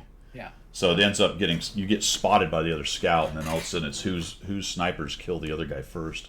That's why it changed. That's Yeah. why they changed this side, because the north side had that, because they had to go through the water. They would Right. the scout would always get spotted. Now Right. that they have a direct path, it's kind of like the scouts get to have a little bit of a duel, if you know what I mean. Right. All right, so the last of the upgrades, we got WZ-113 is getting a buff. Probably needed it. Yeah, it is a good tank, man. I like that tank. I'm super happy for a buff. That's a significant shell velocity Yeah, you were increase. playing that yesterday, weren't you? I love the Casemate TDs. I am just a big old goon for Casemate TDs. I think they're great. This thing is incredible. That buff that they gave it is phenomenal. Yeah. This buff is they basically turned this tank into a dog pile. It's going to be slow. They neutered it. I don't know, I man. think when they did the last nerf on this, it was fine. The speed's they- going to hurt it for sure, but the rest of Yeah. it is almost doesn't matter, to be quite honest. But the speed is what made this thing deadly. 'Cause it could come Oh, up yeah. on you so quickly. Yeah. So, for me, I feel like it should have been a 5 km/h if they wanted to nerf it at all. A 5 km/h instead of 10. Like, you're going to see. I'm interested to see where it shows up pretty high on this list. Yeah, it's still the best. Or one of the best. Yeah, it's number 2 in win rate. Yeah, that's what I Number mean. 3. So the nerf clearly didn't do a whole lot to it. It certainly Correct. knocked it off the top spot. So it's an interesting discussion because, we say, all right, the problem with the tank is the speed. Yes, noted.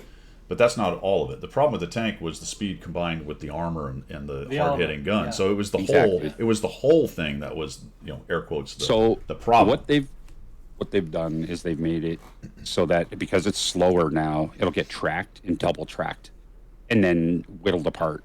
So it still has its armor. It can still be Right. hauled down, but the problem you're going to have with it now, and I'm going to tell you right now, is you're going to have people sniping in it now. Sure. Yeah, but exactly. Exactly that. They're not going to use it. They're not going to get into anybody's face with that. Well, okay, but I'll counter that with the argument that the T95 is extremely slow and not a lot of people snipe with it. Yeah, that's a good. You know what I mean? So I think it's still going to be up front. I think more people will probably snipe with it. I don't think this is going to hurt it too much, but I don't think it's going to neuter it, I guess is my point. It might knock it into the middle or so. We'll see. Yeah, when you're taking something though and taking it from the top and then putting it in the middle, that's pretty much a neuter in the world of tanks. Well, I hear what you're Let's just saying. be real. Well, yeah.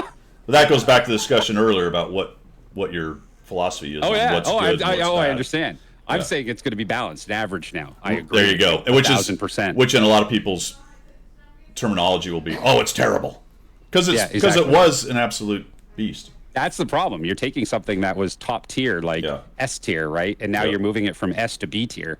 Like Yep. that's anytime you do that with the tank, people are going to be like, ah. Yep. Like, it's just how it's unfortunately going to look. Thanks for the This bits, Rapid This dude's getting buff, makes dude's gonna me buff. so happy. I have not bought this tank. It's been sitting in my garage, researched. Really? Yeah, and I have never bought it. I played it on the sheriff account, played it on the press account. But now that it's getting this buff, Yeah, that's pretty Check this. significant. Pretty significant. I mean, the reload time between shots, that's a big deal, actually. Because that's... It is a big deal because it has. I played it. Obviously, I got it and played it, and then I stopped playing it for exactly that reason, Goose. It was like, it's just dire at tier 10. Well, it's tough because it's an ST1 hull up tiered. Whenever they Yeah. up tiered, in general, when they up tier something by giving it, better speed or a better gun, and usually it's a better gun, right? Usually when they up tier a hull, it's got some kind of better firepower.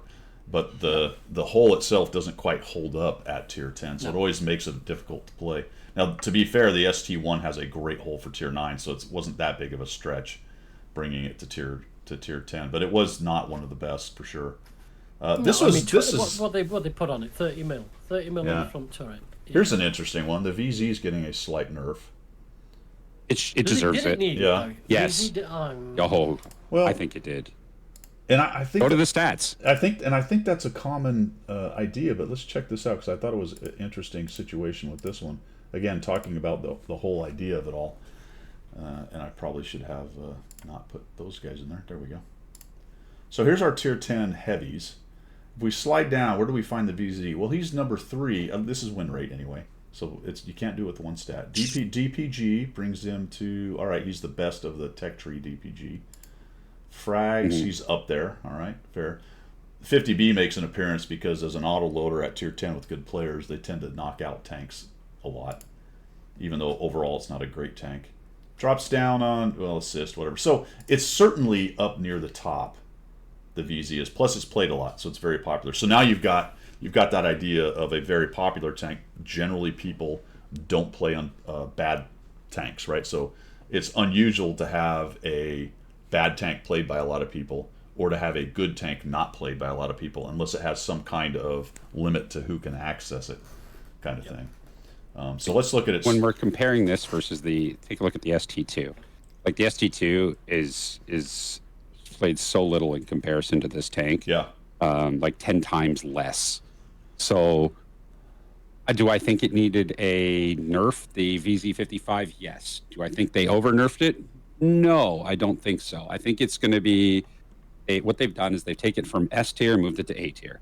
So here's the vaunted curve, though, Goose. The vaunted curve that always gets thrown in people's faces as some kind of explanation of everything kind of idea. And I'm overstating that a little bit, but check it out. The actual win rate is lower than the expected on this. Yeah. Mm-hmm.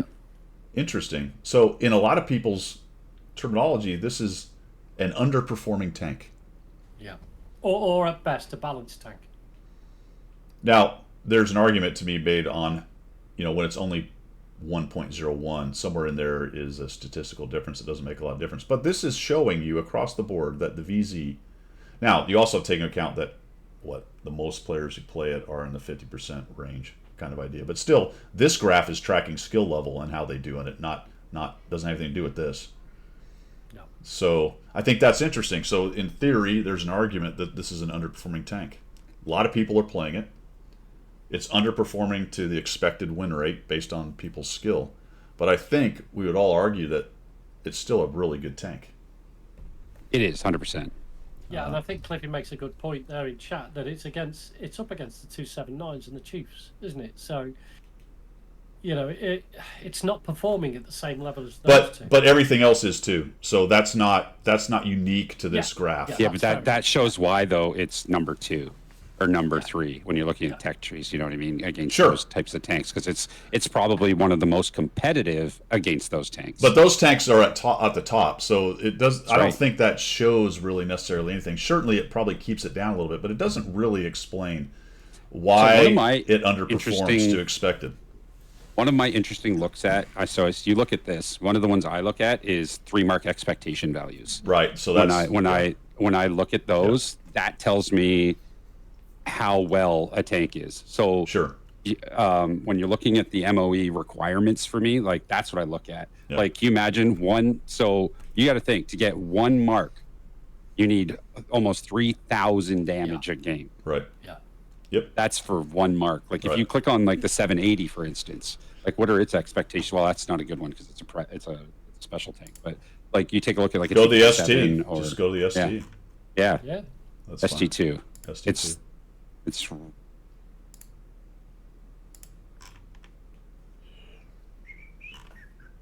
Let's see. Is it That's what actually I down look at the at. bottom, the ST2?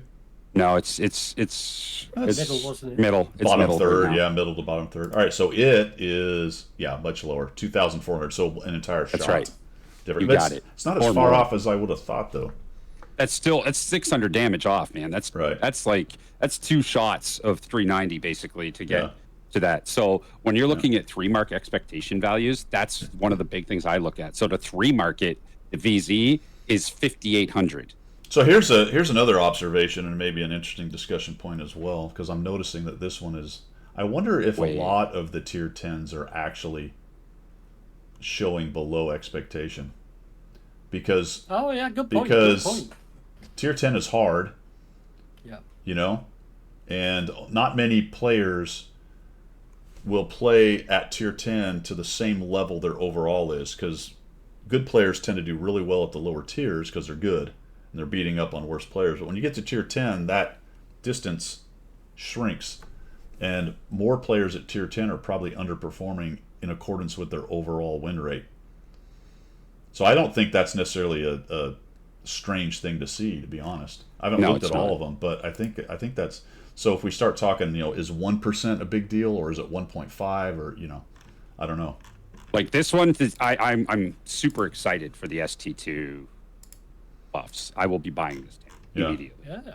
because to me now it looks fun. They've made it so that it doesn't feel like it's just going to get papered every time I'm against another tank. Seriously, it felt like a tier 8 tank most of the times playing tier 10.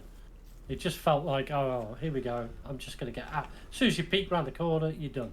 So even the What tank is 780, this? which is a decent tank, is showing less than it. So that's interesting. Yeah, but look at the curve near the top. Yeah. Yeah, it starts to go above. Yeah. So these are and look at the similar tank. The VZ55 is the top one for the 780. Yeah. So for me, like those expectation values again, 780, 3,000, 4,000, and 5,000. Like it's very similar. The VZ is even higher than that for the 3-mark, which is insane. So those are the things I look at when they're buffing and nerfing tanks. I like to look at the 3-mark expectation values because it shows where the middle players are playing it and where the top players are playing it. Right. Do you know what I mean? Yeah. Those But are the I kind don't of think. things Yeah. It's like any of the stats. You can't take any one of them into consideration as the only thing. Oh, of course. You can no, certainly- it's it. You look at everything. You can certainly weigh them and have an opinion on what. Like this tank is disgusting. Yeah, this one's out of control. Out of control. Like, Now, look at the win rate curve.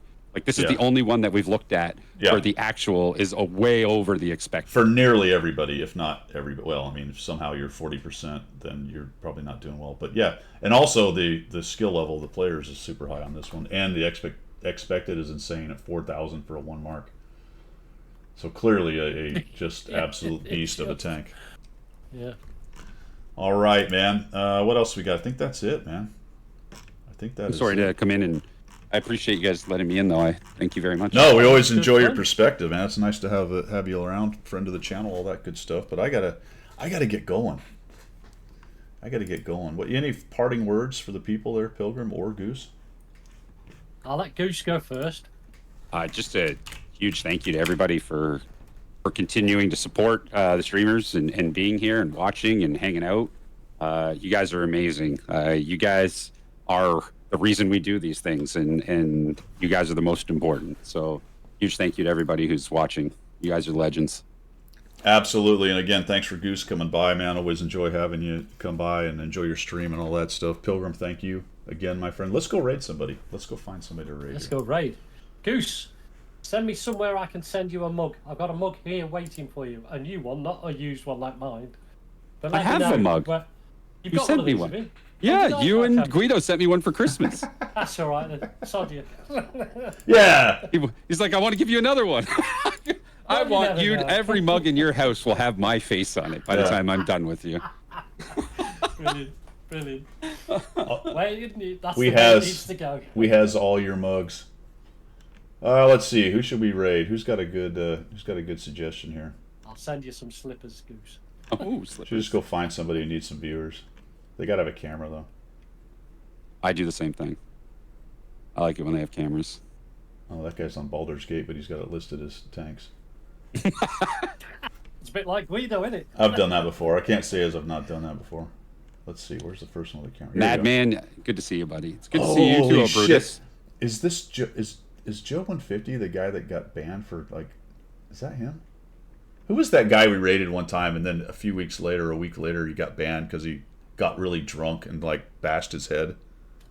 What? You remember that? Oh, remember. You remember that guy? I do not, but this yeah. sounds hilarious. We raided him, and then like a week later, he got banned from Twitch because he got super drunk and was running around his room like a maniac, and then hit his head on something. He was bleeding off, bleeding off of his head. Are you kidding No, me it's right now? no, it was crazy. He was talking about, GUNs and like just losing his absolute mind, man. How about Don't forget, I'm not Paper I'm not NA? here next Sunday. So Pilgrim won't be here. If anybody wants to guest star, go ahead and let me know. You're always invited, obviously. I appreciate that. Goose, if Thank you you, want. But anyone else? What is Paper? How do I get to that? PAP3R. PAP3R. Goose, I just want to show you this. The United Kingdom has a lot more water coming out of the sky than Canada generally, but I was trying to show you earlier on. That's Okay. called sunshine. We've got sunshine. What the? Look at that. The sun's a lie.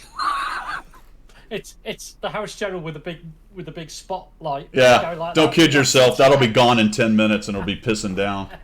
Right? Yeah. All right, here we go. We're rating Paper with a E or with a 3 underscore Paper NA. All right, guys. You guys have a good one.